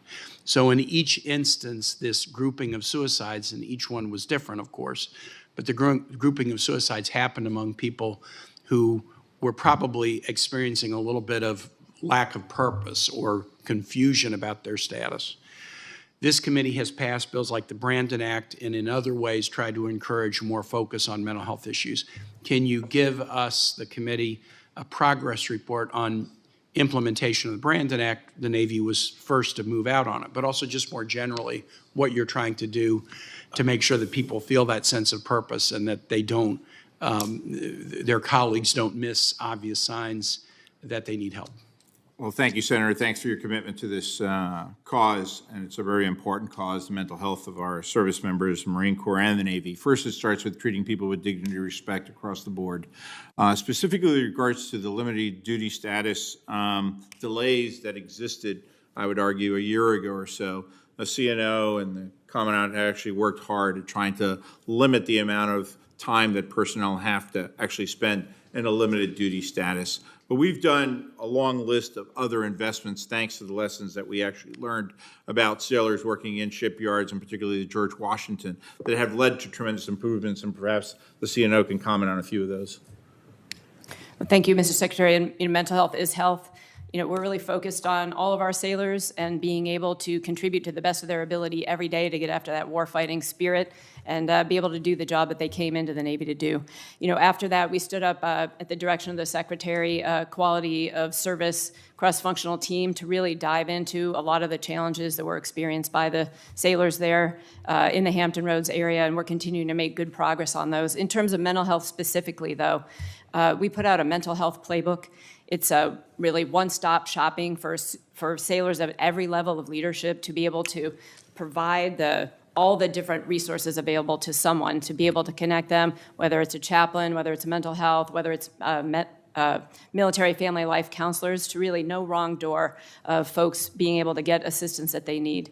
The other one is that we found, to reduce the stigma of potentially seeking assistance is to put the assistance closer. So we have 43% of our mental health and behavioral health techs are with our operating forces right now. And I would say the last one on LIMDO, we're doing a LIMDO sprint right now, but a couple of the things that we've done already are establishing a coordinator at each command to be able to really coordinate what each one of those people are doing. And then we're looking at what is the limited duty condition and what can they actually do to give them meaningful jobs, meaningful work, and that sense of purpose until that is remedied. The other last one is on the, looking very closely at our shipyard manning for extended overhaul periods to make sure that a sailor doesn't do their entire first tour enlistment in a 5-year overhaul, that they actually have an opportunity to go and do what they came in the Navy to do. Those are just a couple examples. One last question very quickly. The industrial base is currently producing Virginia-class subs at 1.3 a year. We need to be 2 a year for our sake and 2.3 a year to meet our commitments to AUKUS. When, based on the current investment levels of ours and the Australian investment, when will we hit 2 a year, and when will we hit 2.3 a year? Well, Senator, I'm proud to report that in the immediate, actually, we're at just slightly less than 1.4 now. So the investments that we have made in the shipbuilding industry and the submarine industrial base, for example, are starting to finally pay off. And keep in mind as well, too, the continuing resolution of 6 months delay prevented us from making those investments until just recently as well. So I'm hopeful that by 2028, 2029 period, hopefully, we'll be able to get back up to the 2.0, 2.33 production rate that's necessary to be able to support AUKUS and support our submarine base as well, too. Thank you very much. I yield back, Mr. Chair. Thank you, Senator Kane. Senator Kramer, please. Thank you, Mr. Chairman. Thank you to all of you for your service and for being here. I want to follow up a little bit on the discussion, Mr. Secretary, with Senator Sullivan.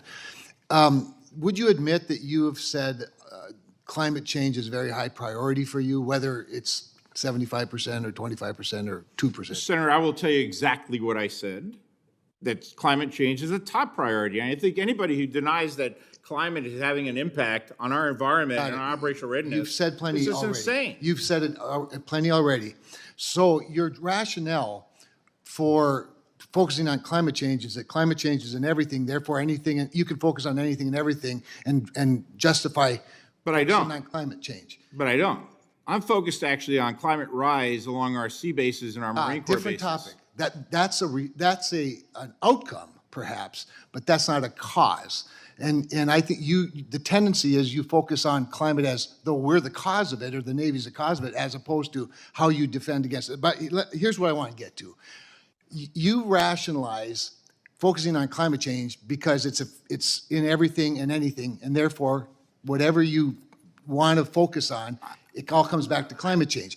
And the message matters, Mr. Secretary. The message matters. Let me ask each of you this question.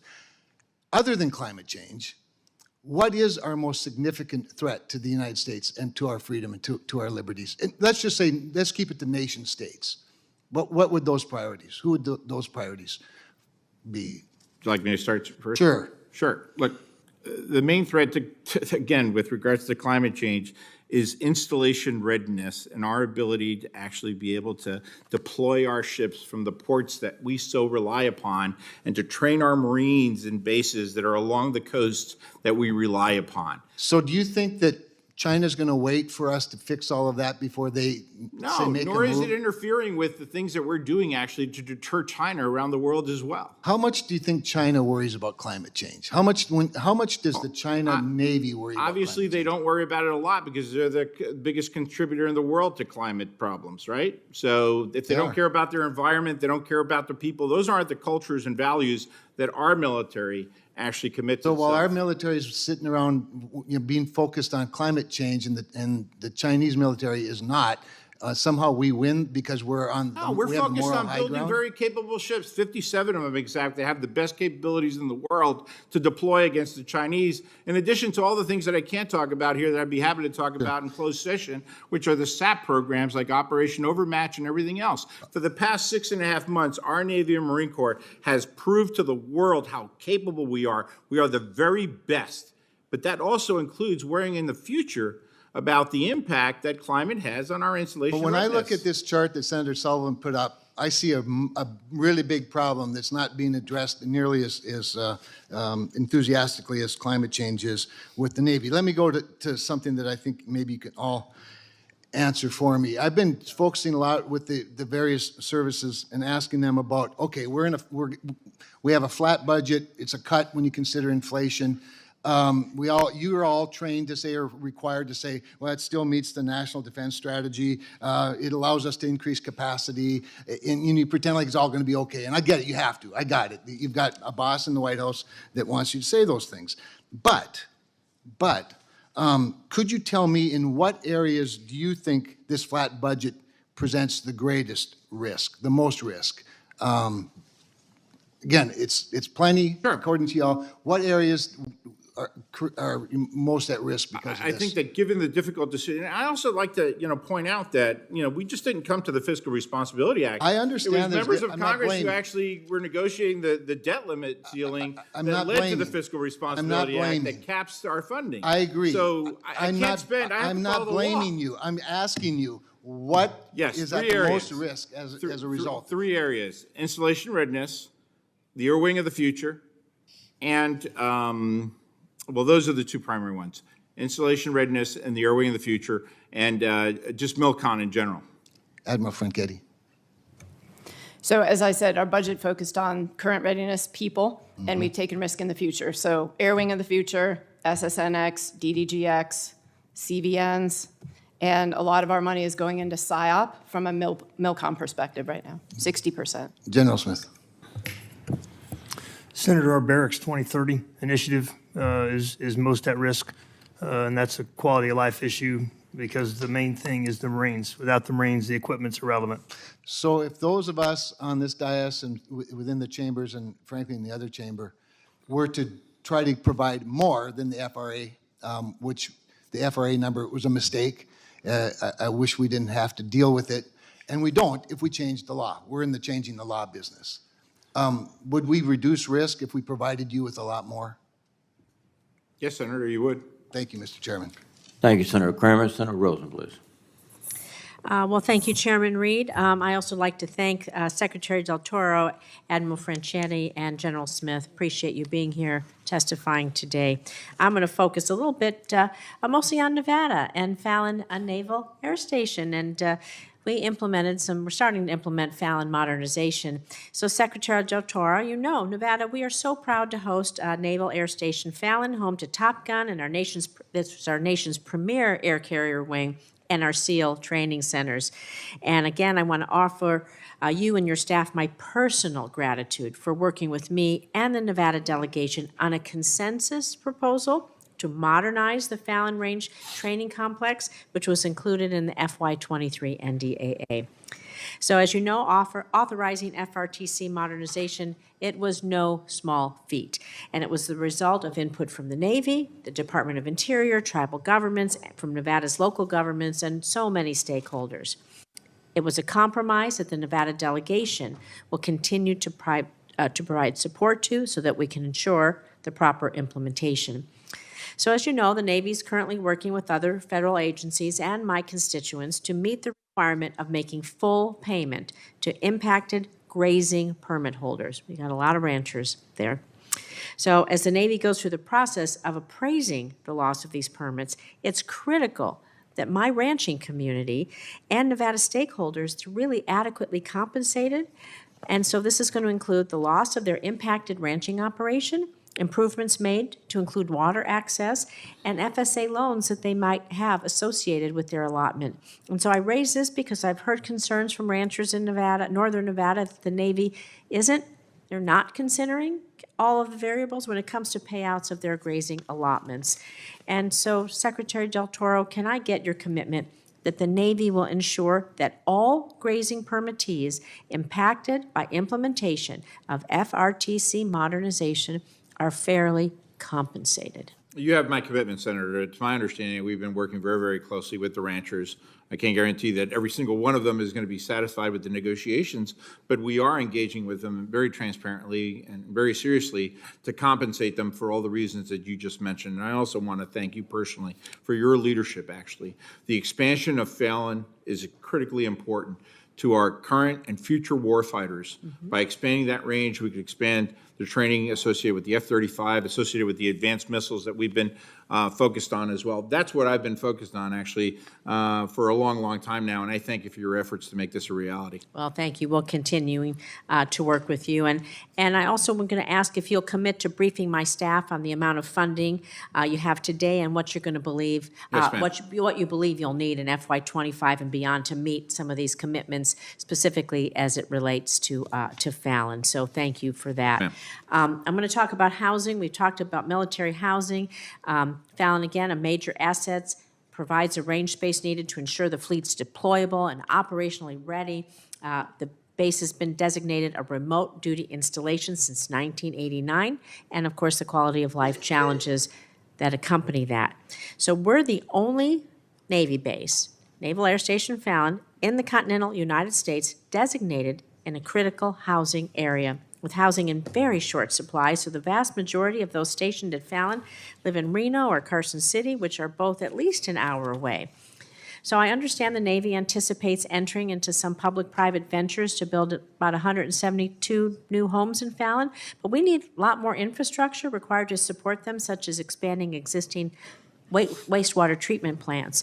So given the long distances sailors have to travel between their home and Fallon, Fallon's designation as a critical housing area, remote duty installation, are you considering providing some stipend or assignment incentive pay to help alleviate the costs?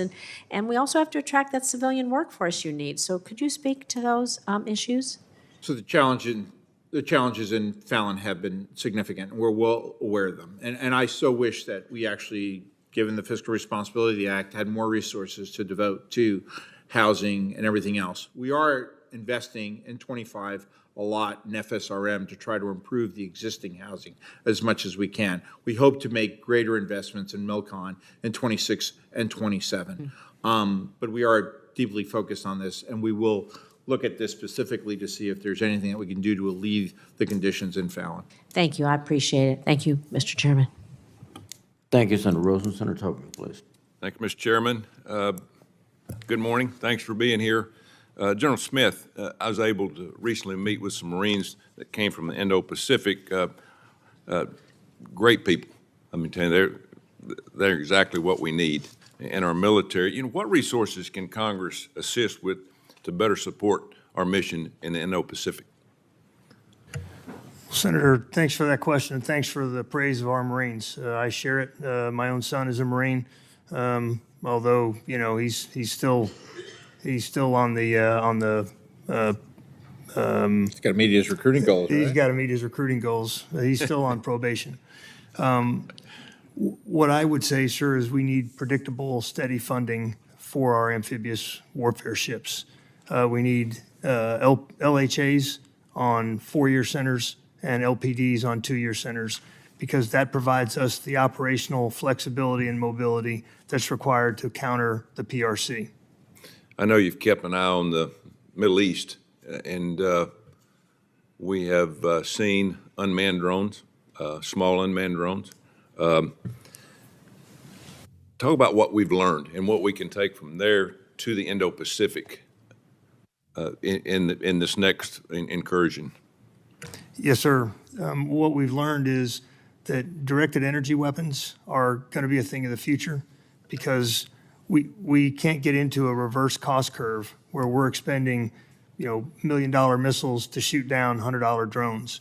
We've got to invest in the technology and the capability to disable drones in flight, to disable their targeting infrastructure, and to knock them down without shooting a missile at them, because that's putting us on the wrong side of the cost curve. And we're working on that now at the Marine Corps Warfighting Lab. Yeah, I think Senator King would agree with you on that. We've talked about it quite often. Secretary Del Toro, the Navy recently released their 45-day shipbuilding review last month, and there are significant delays. The Columbia class are now 12 to 16 months late. We make components in Mobile for the Columbia class, and we hear a lot about studying this and doing a report on that. We need results, obviously, and I know you're on top of that. What are we doing to fix this? Yes, sir. Well, it's just as one example, Senator, and I know your commitment and passion for this. Down in Austell, for example, the Navy actually worked very closely with Austell over the last couple of years to turn it into a steel production facility. And I have been encouraging the big primes over the last 2.5 years that I've been secretary aggressively to actually outsource more of their work hours to companies like Austell and the smaller shipyards so they can help with production. So in 23 alone, we had 3 million additional hours of outsourcing that's taken place. We hope to increase that in 24, hopefully to 6 million, right? And it's the smaller shipyards that actually help as part of the team to then increase the production rates. So that, along with all the other investments, the $14 billion over the FIDUP, basically, I think we're going to see production rates continue to grow in the future because of those efforts. Yeah, and we're also running into a problem. We budget it, we appropriate it, but we're having a tough time allocating money. For some reason, yes, sir. We're running in a stonewall of people not doing their damn job, to be honest with you. And if we can't get the money allocated, we can't build anything. We can't pay people for working. We're having a tough time now getting people to work and people that are trained to work. And it's getting worse and worse. It is not getting better. You have obviously been addressing that. No, sir, and I agree with you. And, with the continuing resolution, we can't allocate those funds until the funds are actually given to us. So I'm actually increasing our contracting workforce in 24 so that we could actually provide resources to the vendors far quicker once we get the authorizations and the appropriations in place. Yeah, and we're working very hard to train people. We're actually recruiting out of McDonald's, Walmart's, yes, training sir. welders and all those things. I mean, we're in a tough time right now of getting people actually off the couch back to work and getting them trained. And you're obviously talking with people about that. And I think we need to get innovative, Senator. And one thing, I'll give you an example of something we just recently did over the last few weeks in Ohio, for example. So we met with the Boilermakers Union in Ohio because they have experienced slowdowns basically in their workforce. So Bartlett Industries in Ohio, for example, is training those Boilermakers on how to actually work in their shipyards. And then hopefully we're going to be providing those to Wisconsin to help with the Constellation class frigate in Wisconsin. Yeah, and Admiral, we're running low on people, and you talked earlier about recruiting. Please tell me we're not dropping our standards to recruit. That'd be the worst thing that we possibly could do. Drop our standard. We need a well-trained, obviously a group that wants to do it for the right reasons. Your thoughts? Yep, Senator Tubber, we are not lowering our standards. We are working really hard to improve our recruiting enterprise, to improve throughput per recruiter, and really look broadly at getting out to every zip code in America to bring that talent that we need. People that meet our standards, we want them on our team, every single one of them. Are we taking non-citizens, non-American citizens in the Navy? We only take people that are legally allowed to enter the Navy.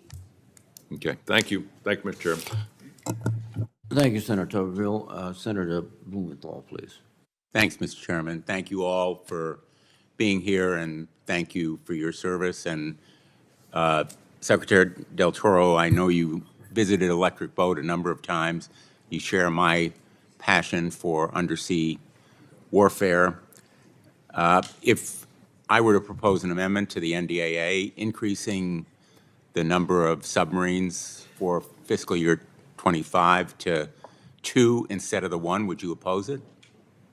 I wouldn't oppose it, Senator, but I certainly would be hopeful that the resources aren't taken away from other critical programs that we're trying to execute on right now as well. Well, would you agree with me that the best way to increase the number of submarine production from 1 to 2.3 is not to cut, but to send a signal to the defense industrial base, including suppliers, that we're going to be making real steps toward that goal of 2.3. I think we need to help industry by making the investments that you have made in the submarine industrial base to the tune of $15 billion.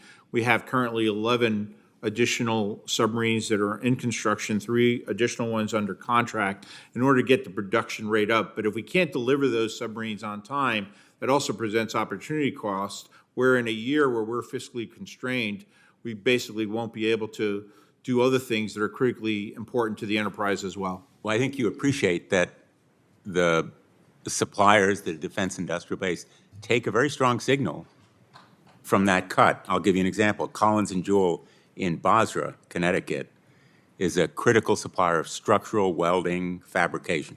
Before the FY25 budget release, they were preparing a $2 million investment with Micro Precision, another critical Connecticut supplier, to expand their facilities in the state so they could hire more workers from the manufacturing pipeline initiative in the state of Connecticut. After that budget release, on hold.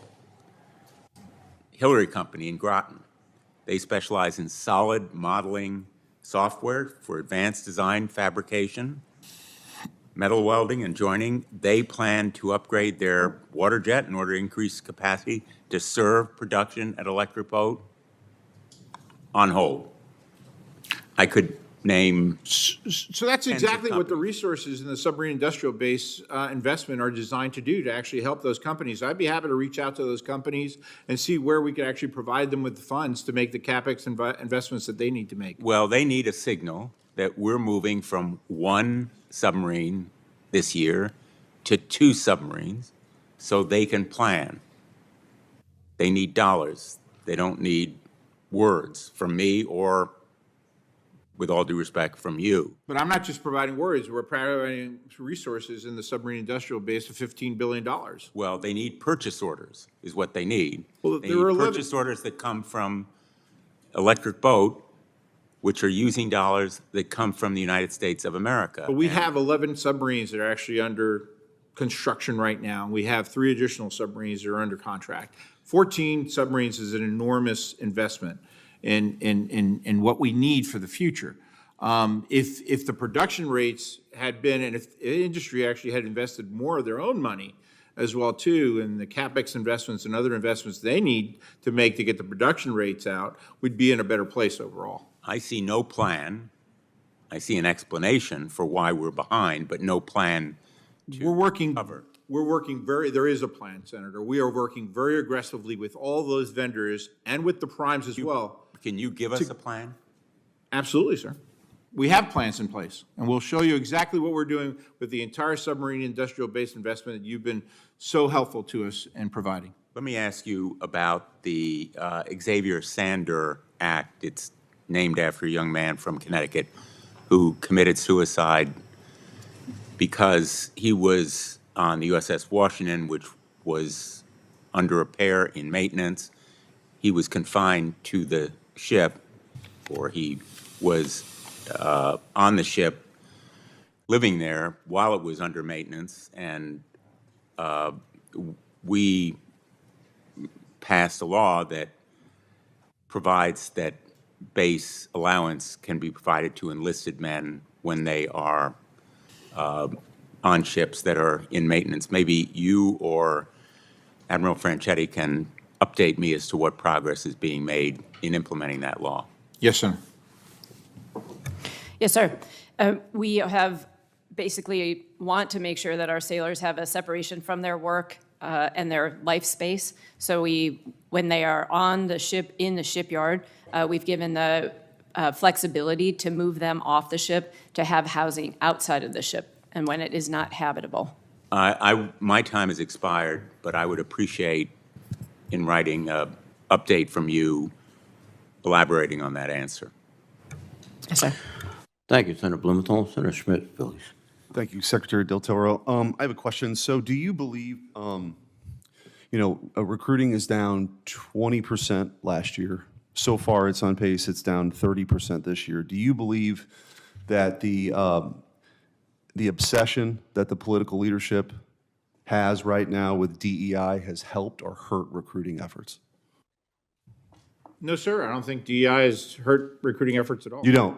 No, sir. You don't think it plays any factor at all? No, sir. You don't think your obsession with race essentialism and immutable characteristics turns off a lot of people? I'm not obsessed with any of that, Senator. When have you, on the record, heard me say anything to that effect? Well, no, it's in your materials. What Your materials? DEI 101 materials and the indoctrination that you're putting through this cultural Marxism. You don't believe that it has I'm not any impact? indoctrinating anybody, Okay. Senator. Secretary, I want to read to you from your materials what allyship is. Allyship is to take intentional actions such as listening, learning, and uplifting those who may be disadvantaged to ensure all voices are heard and respected. Being an authentic ally is to form genuine relationships, to advocate for fair treatment, and increase feelings of inclusion and belonging for all. Do you believe Don't that you want all the members of your team to feel like they're included? Well, I have a question. Do you believe that you were an ally for the 1,878 soldiers who were fired, or the 3,746 Marines who were fired for not taking the COVID shot? Were you an ally for them? Sir, I followed the laws. They disobeyed Or did the they law. feel included? They disobeyed a law. They were fired. They were fired because they disobeyed Do you the regret law. that? Do you regret that? Currently existed. I have no regrets. You have whatsoever. recruitment challenges. You know what, refuse to. Senator? You refuse to admit that DEI is a part of this. You're firing qualified people who are well trained, and you sit here so smugly to act like none of that has any impact on the readiness of our Navy. Senator, we recontacted 3,500 of the 4,800 people who were fired. You know how many actually decided to come back to the Navy? And How the many? Court? Two. Shocker. Two. Shocker at the level of disrespect they receive from their government. Excuse me, Shocker. gentleman, Senator. Not because they didn't Senator, want to take the COVID test. please Disgusting. ask a question and Yeah, Mr. Secretary thank respond. you. General Smith, I understand that on May 3rd, 2 individuals were detained by gate guards after lying to gate guards and then trying to forcibly bypass security checks. Now, anonymous sources are reporting that one of the detained individuals was a Jordanian national who recently crossed the U.S. southern border. Also, one of the 2 is on the terror watch list. What do you know? What have you been briefed by ICE on this? Senator, I'm not familiar with that. I can get back to you on it after I check with NCIS. Okay. I don't have any other questions, Mr. Chairman. Thank you very much, Senator Smith. Senator Chairman, Mr. Chairman, Manchin. I do have one more question before we, thank you. That's I have some time remaining. I do want to, Secretary Del Toro, I do want to understand, based on your previous conversations, I really do have to get you on the record. Do you believe that climate change is a bigger threat to the American people than Communist China's ambitions? They're different. No, but I'm asking you to weigh them. We all make decisions. We're weighing I'm not going to weigh them. One impacts the other. So you different can't ways. sit here and tell us that Chinese communist ambitions are more dangerous to the American people Senator, I than don't you. think you've been following all the things that I've been doing since day one. I'm to asking you deter- a question. Senator How to Schmidt, deter China. excuse me. I'm asking you a If question. you ask the question, the Secretary will respond, and then I think you've yielded time, and I just have a couple more seconds because I had about a minute and a half left. This is not an argument, it's a question and answer. That's fine. I'm asking a question. Do you believe that climate change is a bigger threat to the American people than a nuclear holocaust? Of course not. Okay. Well, thank you for actually being so Bomb being courageous. dropped? Thank you. I just have to say that your comments about this, hold on, I'm finished. Your comments about this, Teddy Roosevelt and Admiral Nimitz would be rolling in their grave the way that you equivocate on this No, stuff. actually, Admiral Nimitz cared Mr. deeply about Secretary. installation readiness, actually. Climate change, he was a big climate It alarmist. wasn't as big a problem then as Okay. it is now. Yeah. Thank you, Mr. Chairman. Well, thank you, Mr. Schmidt, but I think it's appropriate right now to make a point that this committee has operated for many, many years based on a mutual respect for the witnesses and the senators, and to ask questions, receive answers, and if you disagree with the answer, make a comment to that effect. But the level of argumentation at this point, I think, is something we haven't seen in a long time. It's not you, Senator Schmidt. It's I think it's been on both sides, and I hope we can move on to more questions and answers. But I respect your position very much, Senator Schmidt. Thank you, Mr. Chairman. Go ahead. Senator Manchin, please.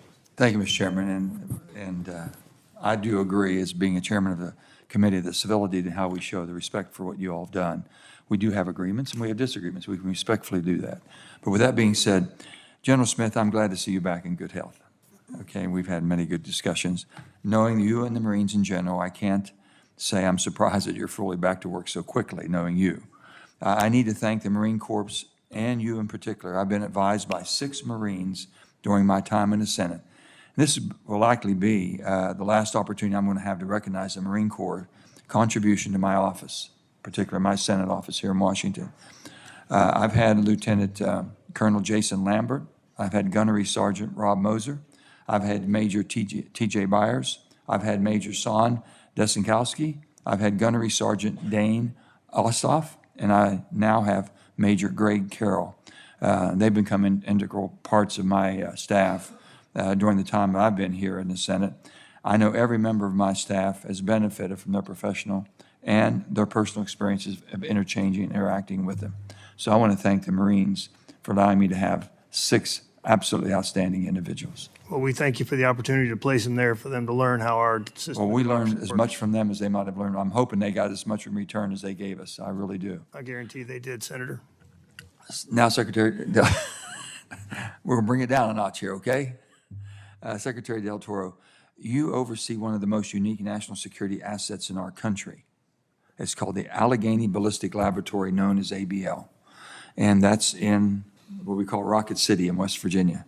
It's the only government-owned, the only one that we all own, the government-owned contractor-operated munitions facility. To lay it out plainly, that means this infrastructure is owned by taxpayers, all it may be beholden to the federal government, not to shareholders of a private defense contractor. ABL builds components for more than 17 types of munitions used by every branch of our military and a variety of our allies and partners, including Ukraine. However, and I'd say with this all due respect, they get overlooked. ABL gets overlooked because they don't do the final assembly for these weapons. You have the property there to do it. You have the expansion there to do it. Instead, we ship every single component out to another privately owned facility, which has received more than $200 million in taxpayer funds to subsidize and prop up production quality issues. The issues they're having, they can't do what we're doing. We're sending them the components. They are not adequately doing their job. And I've also learned that Navy now, this is what I can't believe, now plans to partner with that underperforming private company. The name of that company is Aerojet Rocketdyne. Aerojet Rocketdyne, to build another duplicate version of what we already own as a federal government. And they're going to do it at Indian Head in Maryland, which is not that far from Rocket City. You already own all of that in Rocket City. So my question is, ABL covers more than 1,500 acres that you own, that we own, with more than adequate space for expansion. So we can't figure out why is the department in the Navy, it just seems like they're determined, hell-bent on spending more taxpayer money. You can say wasting it to prop up an underperforming, truly underperforming private company instead of investing in the national asset you already have. And you can do it right there and do the assembly there. You have total quality control. It's been excellent. So only thing I can ask you publicly, if you'll come, and if you can bring Secretary LaPlante with you, I'll accompany you, we'll go. And if something's wrong, tell me. I'll be the first to step back. But I see no reason why we can't continue to build out what you have, what we own as a government, what we control, and to expand there to do full. It's just that they can double overnight. They're ready to go. But the money's all going different. And only thing I can say is that the private contractors have more oomph than we have with our own Senator, I know we're deeply committed to trying to reduce production tremendously so, but I commit that I'll go with you, and I'll invite Secretary LaPlante to come with me as well to meet with you to take a look at the division of labor as it applies to this situation. We'll do it sooner or later. It's not that far. We can. Yes, sir. We can drive over, and if you maybe get Absolutely, a helicopter, sir. give me a ride in a helicopter, we'll jump over real quick. I'll be happy to drive. Thank you, sir. Thank you. Thank you, Senator Mr. Chairman. Manchin. Senator Round, please. Thank you, Mr. Chairman. First of all, thank you to all of you for your service to our country. Secretary Del Toro and Admiral Franchetti, are you aware of the 20-month EMBER study authorized to study the sharing of the electromagnetic spectrum in the critical 3.1 to 3.45 gigahertz band? I am, Senator. Thank you. Are you aware of the finding of this interagency study that found sharing in this band between the federal and commercial systems is not feasible unless, and I quote, certain regulatory, technological, and resourcing conditions are met and implemented? I am, Senator. I'm very concerned about the. Thank you. Are you aware also that the estimate of this interagency study was that implementing the conditions could take 30 years and $260 billion if this portion of the electromagnetic band alone, even under the very stringent conditions, were met? That could be the cost. Were you aware of that? Yes, sir. Thank you. Yes. Are you also aware that the current legislative proposals in the Commerce Committee call for the use of the 7 to 8 gigahertz band, where the Navy and other services maintain similarly critical systems for the defense of this country? Yes, sir. Yes. Thank you. And can you tell this committee where you stand on these efforts if followed through without the most stringent conditions, such as the development and implementation of dynamic spectrum sharing, interference safeguards, and a massive influx of federal resources to maintain the defense of this country? If those aren't included, what is your position on the current proposals to not only look at the 3.14 or 3.45 gigahertz band, but also the 7 to 8 gigahertz band for commercial production? I'm extremely defensive in any infringement on our spectrum band, and also very concerned about the opportunity costs it would create. I just don't feel we have enough resources to be able to do what sometimes is being suggested to be done. Secretary Del Toro, we have not had a single uniformed individual with any other opinion other than what you have offered just now. The challenge that we have is continuously from the administration, there seems to be a push because they recognize that there is a 5G and eventually 6G needs, but the pieces that they're looking at involve areas that are critical to the defense of this country because of the physics involved. There has to be, within the Department of Defense, someone who will stand up and make very clear to the administration that these proposals will be extremely expensive and detrimental to the defense of this country. Have you expressed those concerns to the administration? I've expressed the concerns to my chain of command. Yes, Senator. Thank you. Admiral Franchetti, do you have anything to add to that? Well, as you stated and the Secretary stated, this is a really critical spectrum for us. It would be incredibly detrimental and very expensive if we were even able to adapt the systems to be able to do without that spectrum. So if there were to be an agreement, the sharing, the regulations, it would have to be very strict, as you described, and there would always have to be opportunity for us to have access to those spectrums to be able to both train but potentially defend our homeland. Which means that you have to have a dynamic spectrum sharing product in place. It does not exist today. We're working on it, but it is not there today. Yes. Thank you. Secretary Del Toro, and I'm going to change the subject a little bit for both you and Admiral Franchetti. I think nearly everyone agrees that the state of the Navy's shipyards is inadequate to face, the greater power competition. To cite just one example, the USS Boise, you've heard me talk about it before. It has been in and out of maintenance and unavailable to our warfighters since June of 2016. I know Secretary Del Toro was able to meet with the leaders of HD Hyundai in February this year and see firsthand how they are using AI-enabled capabilities to enhance and manage their shipbuilding efforts. To what degree are the Navy's public shipyards currently using predictive analytics and AI to assist in optimizing the workflows, operations, and scheduling at the shipyards? So, Senator, we're finally making the appropriate investments over the last couple of years to try to get to a better place, and they've now actually have a platform that they're using that does just this. But I'm also proud to say that finally, we do have actually a contract in to actually repair the Boise. And thanks for your support as well, too, to make that happen. Those efforts are underway in addition to the two others that were suffering problems over the long term. And these are the issues that I've been trying to fix since I came in as Secretary. And I'm proud to say that all three submarines now have contracts on them to get them operational and be put back to sea. Thanks for your support. Thank you. Admiral Franchetti. I just wanted to offer that's, again, the critical reason we need to do SIOP. Just in general, our public shipyards really need to be upgraded, both in terms of the dry dock, but the industrial plant equipment, as well as the modernization of the flow and the taking advantage of the technology that we have today to modernize them. Thank you. And General Smith, I just want to say thank you for your service to our country. Thank you, sir. And to your team as well. Thank you. Thank you, Mr. Chairman. Thank you, Senator Rounds. Senator Peters, please. Thank you, Mr. Chairman, and to our three witnesses, thank you for your testimony today, and thank you for your service to our country. It's appreciated. Secretary Del Toro, as other senators have noted, the Navy is working hard to expand the submarine industrial base to support the state-of-the-art Virginia-class and Columbia-class submarines. Congress has supported these efforts, allocating billions of dollars to support submarine builders, suppliers, and the workforce. And as part of these efforts, Secretary Gerten shared during a recent Sea Power hearing that the Navy is looking to expand the submarine industrial base capacity outside of our existing shipyards, including other states like the state of Michigan, which has a great deal of industrial capacity, as you well know.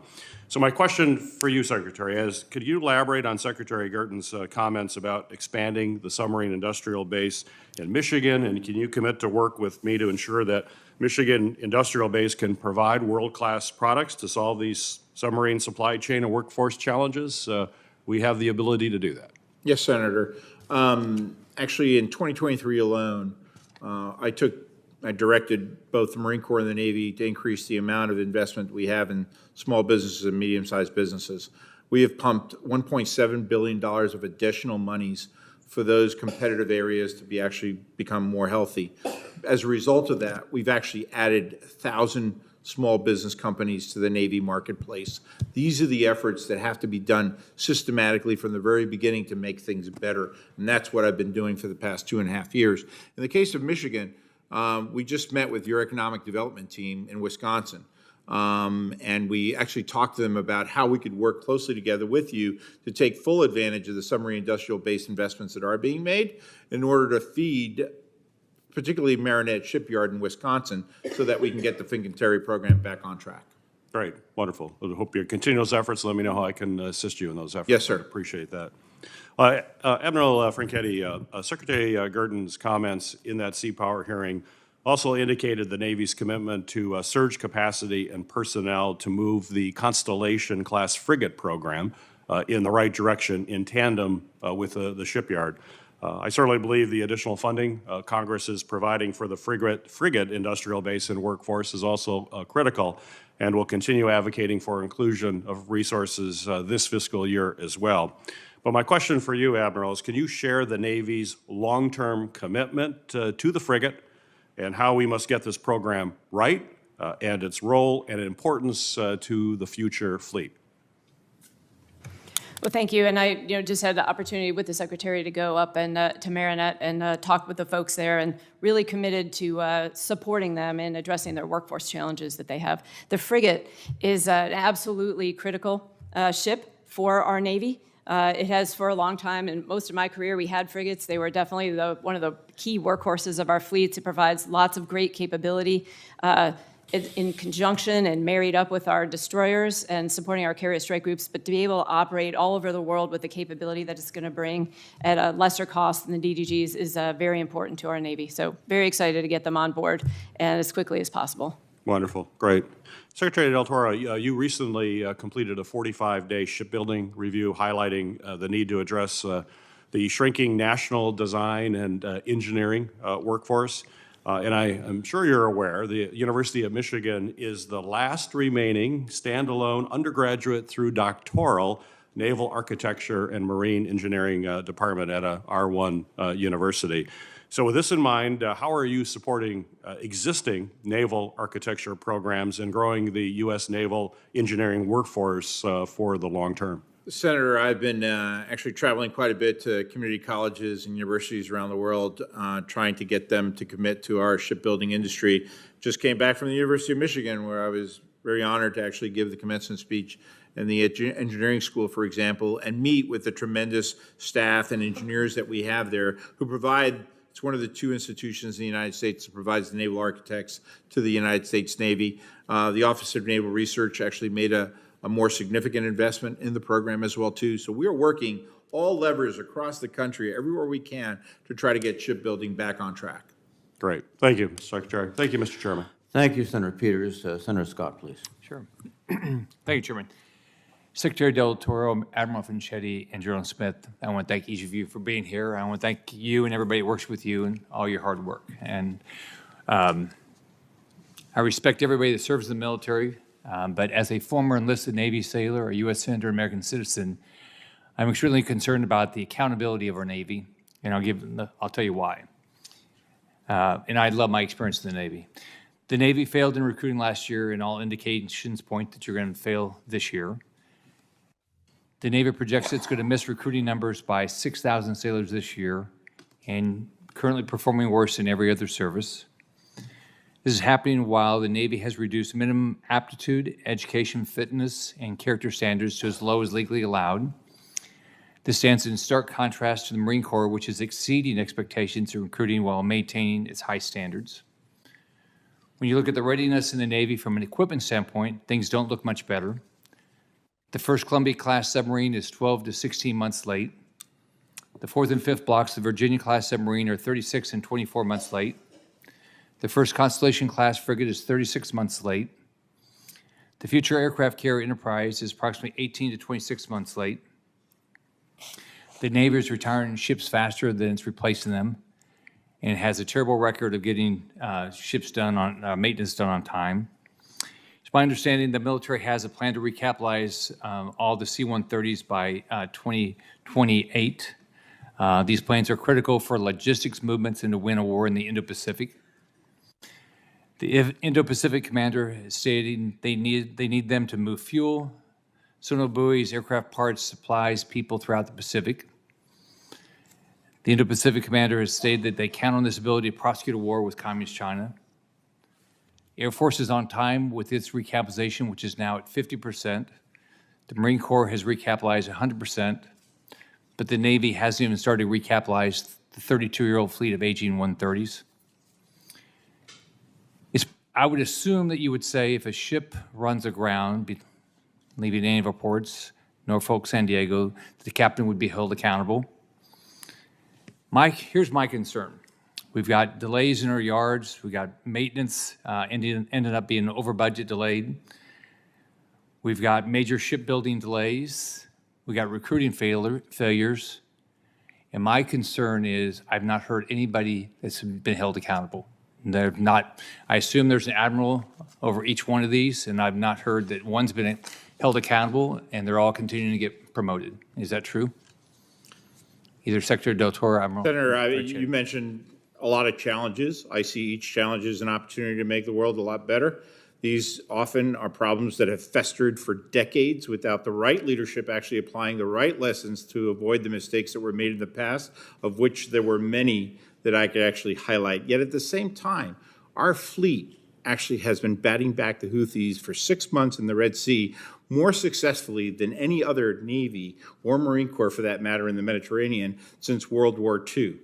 In the Indo-Pacific, we've actually been deterring the Chinese actually by establishing Can you just go back to my question real quick? Who's been held accountable?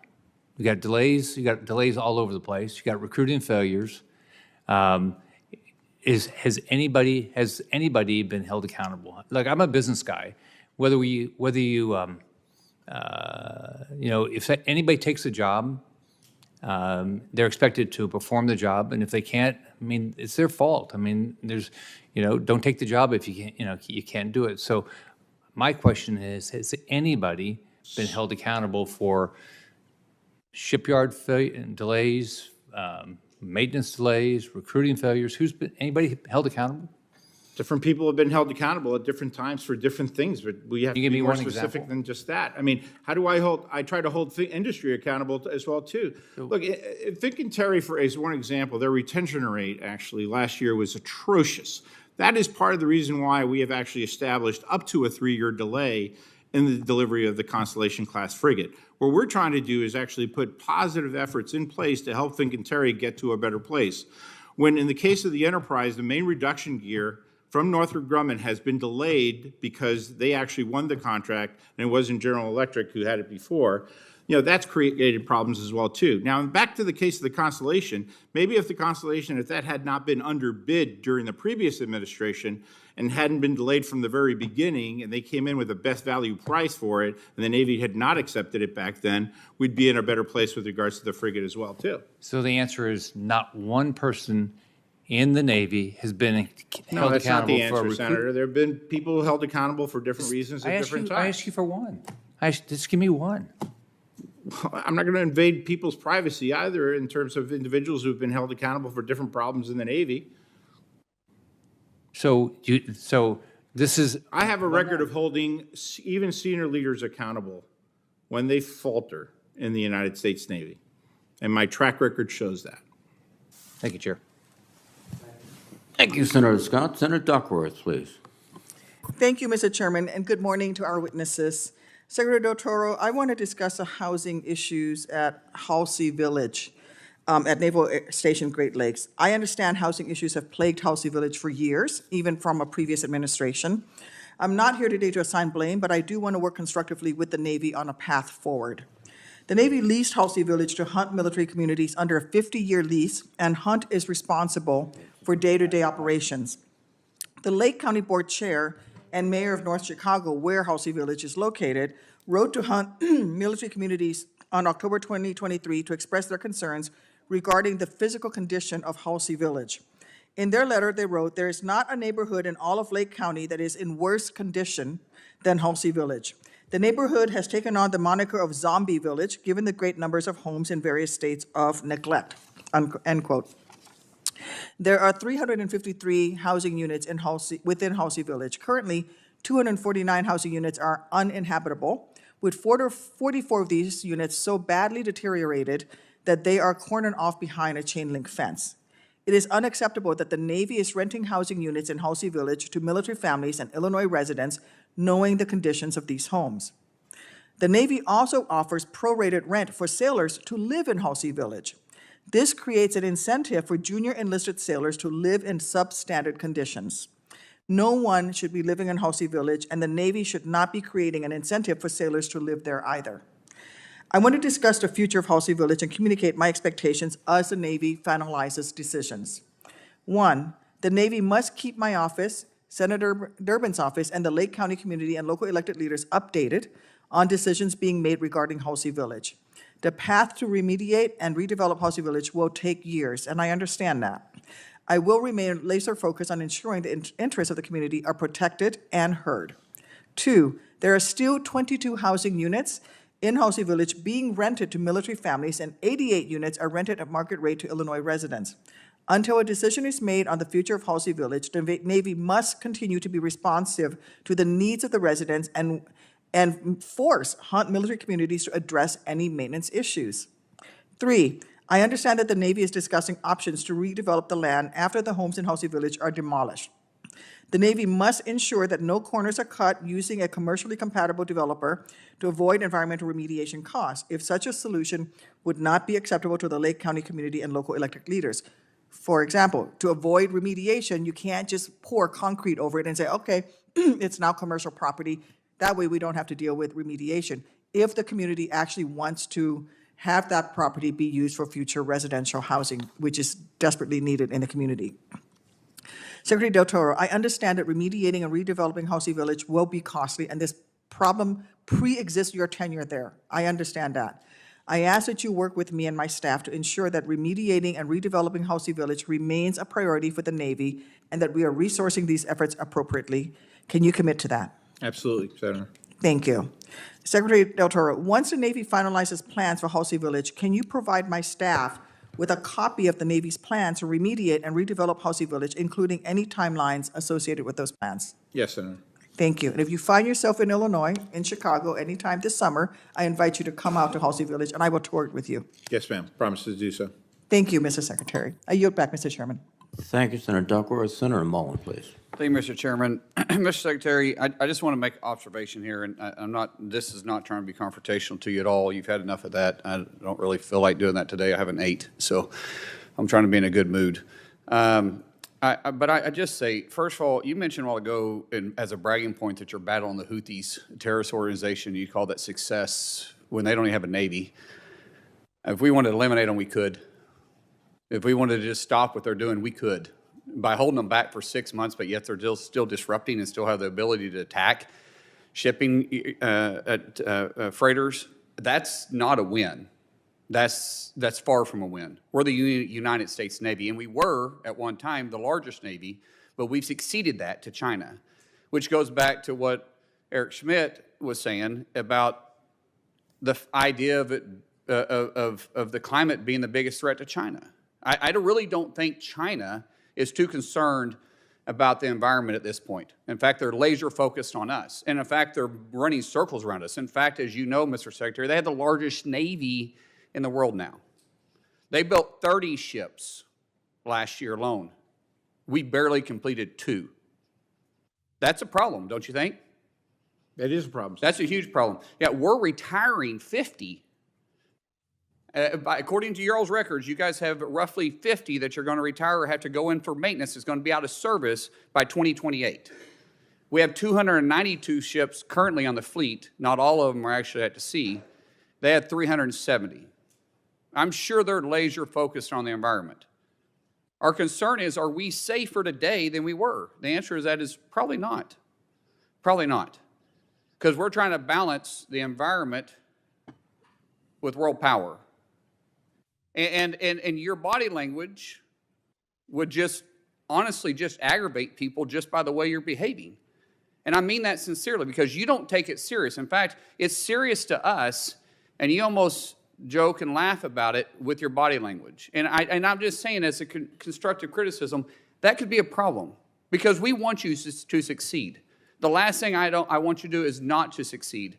But even when you was pressed by Senator Scott over here, Rick Scott, you made a reference to the last the last administration, why you're in the situation you're in today, because they had something under bid, but yet we have current things that are constantly coming under bid. You've been in position for how long now? 2.5 years, Senator. 2.5 years. How long has this administration been in place? About 3.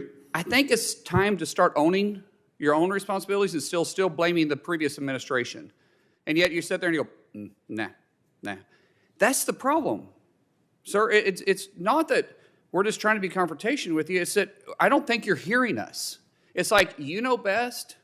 We're just senators up here and we have no opinion. That's a problem. And so if you want to try getting along so we can all get in the same boat and row together, then let's have a serious conversation about actually moving forward and what our priorities are. The navies need to be focused on winning fights. Let the EPA worry about the environment. Now, switching gears totally. Admiral, good to see you. I want to talk a little bit about Genesis. And I say this because we're having serious recruiting issues. I mean, I had a conversation this morning with three people that their sons were all trying to get in the service. One is a D1 track athlete. Waited 8 months to finally get in, and they were giving him a hard time because of Genesis, because he's broke a leg or two. There was some other one that had some health concerns from his past when he was a little kid, and he actually dropped out after 6 months of trying to be in. By the way, all these are D1 athletes. Another individual had some issues with their shoulder, still competing, but couldn't get in the service. And I just kind of go around. I mean, I was a pretty rambunctious kid. I broke a lot of bones. And I would believe that most boys that they haven't at least broke some bones probably didn't live a good life. growing up, because you got to push yourself. My son currently is a D1 wrestler for Oklahoma State. Got cleared to wrestle internationally, got cleared to wrestle by USA, by NCAA wrestling, and he has having a hard time getting cleared in because he's supposed to report to boot camp this summer, and yet he hasn't got cleared yet. I'm not bringing it up for my son to appear to do anything. I'm just saying, is Genesis actually helping us? Because they start looking at an accident he had when he was 7 years old when he got bucked off of a horse and he broke his arm. And they asked him a question about it. 7 years old, broken arm. Is it really working? I mean, I understand what Genesis is trying to do. I get that. But at some point, is it getting in the way to help us recruit, or is it actually hindering our ability to recruit? Well, thank you. And, we've had a lot of discussions about Genesis. Actually, all of the service chiefs and OSD working with the DHA, which is the owner of the system, to provide this kind of feedback of where it is potentially slowing things down. And I think, just in my time as the CNO, that we've made some definite improvements in streamlining the process, in reducing the amount of times people have to go back and get paperwork. And DHA continues to take this feedback. And I will provide this feedback right now as well to them as we continue to move that process forward. So I think, it's a little bit of growing pains with the new system. We're really committed to working with DHA to make sure that it does what it needs to do to get us our recruits into the system as quickly as possible. Okay. So again, I would like to get with your staff offline on those, because it's always good to have examples, right? Because it helps illustrate exactly where some of the holdups are. We'd love to work with you on it. Thank you. Thank you. I yield back. Thank you, Senator Mullen. Senator Cotton, please.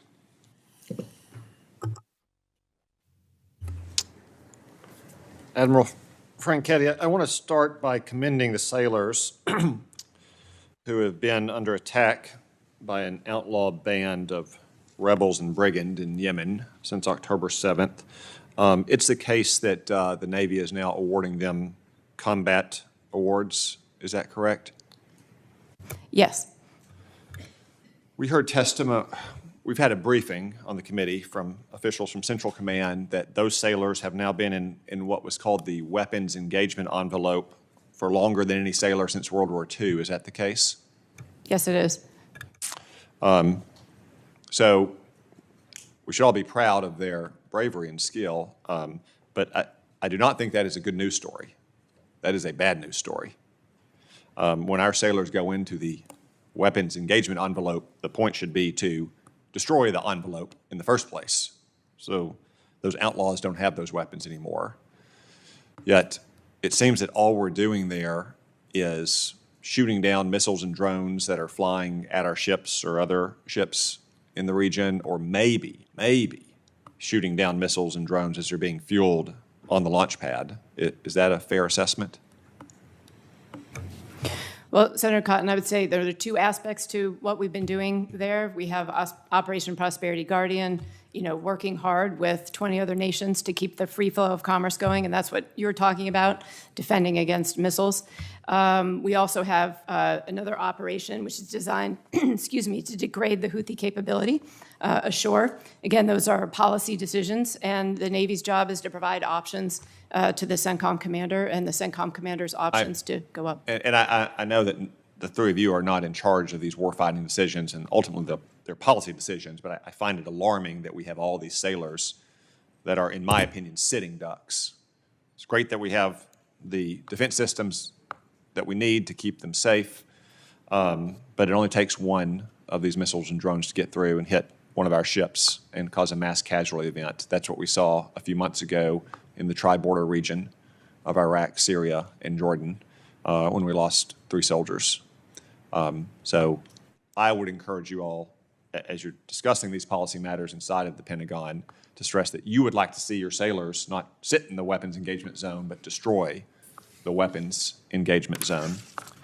General Smith, you haven't gotten to talk much today, so why don't we talk about Marine Corps recruiting? There's been a lot of talk about the challenges Navy recruiting has faced. We've had the same conversations with Army recruiting, which I think is even more severe, so much so that they had to drop their recruiting goals to meet them. The Marine Corps is going to meet its goals. Is that correct? That is correct, Senator. Okay, so that is a good news story. So what do you think the Marine Corps is doing right that other services can learn not only the Navy, but especially the Army, since its challenges are more severe and it's more like the Marine Corps? Well, Senator, our recruiting environment is one that is professionalized. We have career recruiters, so each of our recruiting substations, or our recruiting stations, Dallas, Fort Worth, San Antonio, has a career recruiter. And we reward our recruiters who are out there for one tour. They are given their choice of duty stations when they finish a successful tour, or they're given their choice of school. And if they don't meet their mission, they're relieved. I mean, it's a Marine Corps mission. We're not selling anything. We're offering an opportunity. And it's part of our branding, if you will, that we're offering people an opportunity to earn the title Marine. And that's the thing that we continue to express. While there are benefits to joining, there's the GI Bill, and that's very important. You're competing for the title Marine, and we hold that very, very dearly. And there's an old recruiting poster, "We didn't promise you a rose garden." We still believe in that, and we still believe in the value of service to our nation. And we're not lowering our standards, and people are attracted to that. I think that's wise advice to heed. There are other problems, like Senator Mullen talked about with Genesis. We've heard testimony on this committee before. I think there's bipartisan agreement that Genesis has probably swung too far in the direction of excluding people who could serve as opposed to making sure you don't have medical washouts in initial entry training. There's also an issue, I think, with your doctors at MEP stations around the country and the throughput they have. But I think at the end, it's what General Smith says. The armed forces are here to defend the nation. They are not a skills training program for people who want a civilian job. They're not a financing program for people that want to go to college. It's not a daycare for people who have kids or health care for people who are sick. It's not a travel agency for people who want to see the world. The armed forces may do all those things, but the armed forces, first and foremost, are designed to fight and win our nation's wars. And that the one thing we will promise all of our recruits, whatever service they enter, is hard and realistic training that will enable them to win and survive in combat in defense of this nation. Thank you. Well, thank you, Senator Cotton, and your words have been amplified by your own personal service. Thank you.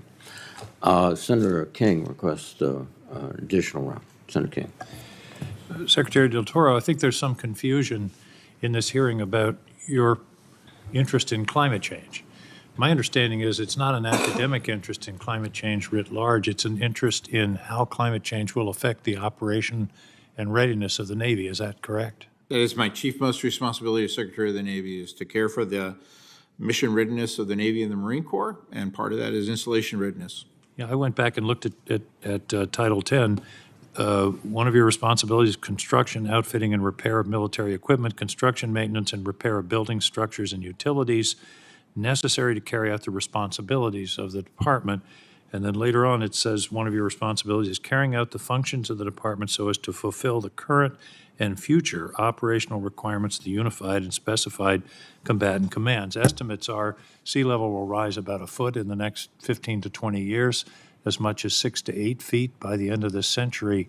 I would suggest that if you're not taking account of that in your facilities, in everything from docks to all of the coastal facilities, that would be a dereliction of duty. Yes, sir. We won't be able to maintain the ships, the submarines, everything else that we operate on these bases without paying attention to what might occur in the future. And in fact, some of your facilities, I've been in Norfolk a couple of years ago, are already suffering the effects of rising sea level. Is that correct? Yes, sir, and the Marine Corps as well, too. We've had to expend an extraordinary amount of resources to actually raise roads in Parris Island, for example, and Camp Pendleton and Camp Lejeune, and a lot of other investments. So we have to pay attention to these things, or otherwise they'll get the best of us. And your responsibility, because of the effects on readiness and operations, are to mitigate and adapt to these changes. That's correct, isn't it? That's correct, Senator.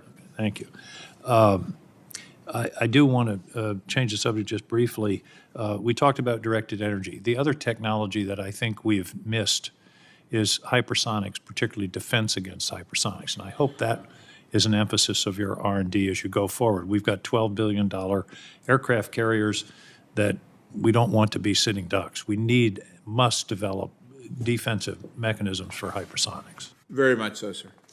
And that encumbers things that we do in cyberspace and SAT programs, but investment in CPS is also important for us as well, too. And as we address the very difficult challenges that we've had in shipbuilding for decades now, and you take a look at the Zumwalt-class destroyer, for example, and overcoming the challenges with the advanced gun system, now trying to put CPS on it is one of my top priorities as well.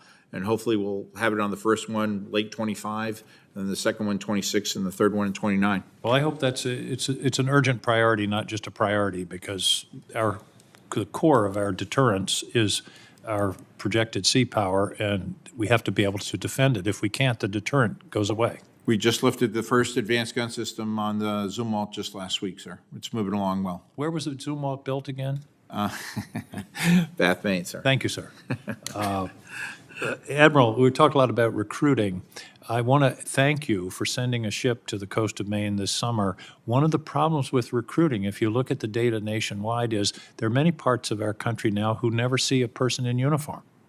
They never see military assets. In the Northeast, there are virtually no bases left. My hometown of Brunswick had a naval air station for 50 years, 60 years. Now it's gone. The Navy people that were just in many ways the heart of our community are gone. So thank you for sending the ship to Maine, and I would urge you to do similar kinds of deployments, because we need young people to see their military, to see people in uniform, and I think that's an important step. Finally, Admiral, I just want to commend to you following up on work on mental health. This is a crisis, as you know. It affects suicide, it affects readiness, it affects the well-being of your sailors. So I hope that this is a continuing process on the ships, on the shore, and is that something that you see as a priority? It definitely is a priority, and we'll continue to focus on this. Earlier this year, we put out our Culture of Excellence, where we look really broadly at our entire culture and all of the things that we are doing to support our sailors. Mental health is one of them. There are a lot of other programs that we pulled all together, again, to create warfighters. And that's all about getting after their body, mind, spirit to build great people, great leaders, and great teams. And we're going to be focused on this for a long time in the future. General Smith, I want to welcome you back, and you fought your own battle this year. And you also rendered a service by proving to the American people that Marine Corps generals do, in fact, have hearts. So that was a plus. Thank you very much, Jim. I think some of my Marines might debate that point with you, sir, but I do, in fact, have a heart, and it is fully functional. Thank you. Yes, sir. Well, thank you very much, Senator King. Just a few points as we close. First of all, I will relay to you that I was speaking to General Kurilla, the CENTCOM commander, commending him on an extraordinary operation that defeated a huge missile attack against the state of Israel, and he went out of his way to commend the Navy. I didn't bring it up, he brought it up. And for a West Point grad and a paratrooper like General Kurilla, you must have made an impression on him. Your service members. Well, thank you for your own service, Mr. Chairman. Well, thank you. But Admiral Franchetti, you should be proud of that. In fact, frankly, I think before that attack, if you said that we could destroy essentially every missile that was being fired, there were hundreds of them, and only have one casualty, unfortunately, a young Bedouin child, you'd say, no, that's not possible. You did it. It was the U.S. Navy as well as our Air Force, our naval aviators, et cetera. So we are performing better than any other service has ever performed. But we still have lots of problems, and you're dealing with them. The discussion on climate change here is interesting because when I was a kid, the Arctic Ocean was frozen. And now I don't think the Arctic Ocean is frozen. In fact, I think it's navigable. So let me ask you, Mr. Secretary, does a navigable Arctic Ocean prevent challenges to naval strategy? Very much so, sir. And we're seeing it actually with greater Chinese incursion and greater Russian activity as well, too. As you know, our nation doesn't necessarily have the icebreakers that are necessary to operate freely in that zone. I'm very proud of the fact that our Navy has also stood up, and actually when Russian ships were deployed close to our islands, we actually deployed necessary destroyers out there to go meet them. That'll continue to be even a greater challenge in the future. That is the result of the accumulating effects of climate change. Yes, sir. So from a strategic point of view, we have to worry about it. From an equipment point of view, we have to worry about it because of icebreakers, which we're not really invested in. Training, we have to worry about it. In fact, I know the military, as just the Army, I should say, excuse me, the Army is increasing its presence in Alaska with the new airborne unit, training, et cetera, interagency training. So, it is an important concern. I hope that would be obvious. But thank you all very much for your service, for your testimony. We will adjourn the public open session, reconvene at SVC 217 at 12:30 for the closed session, and thank you for your testimony. The open session adjourned. 12:30? Yeah.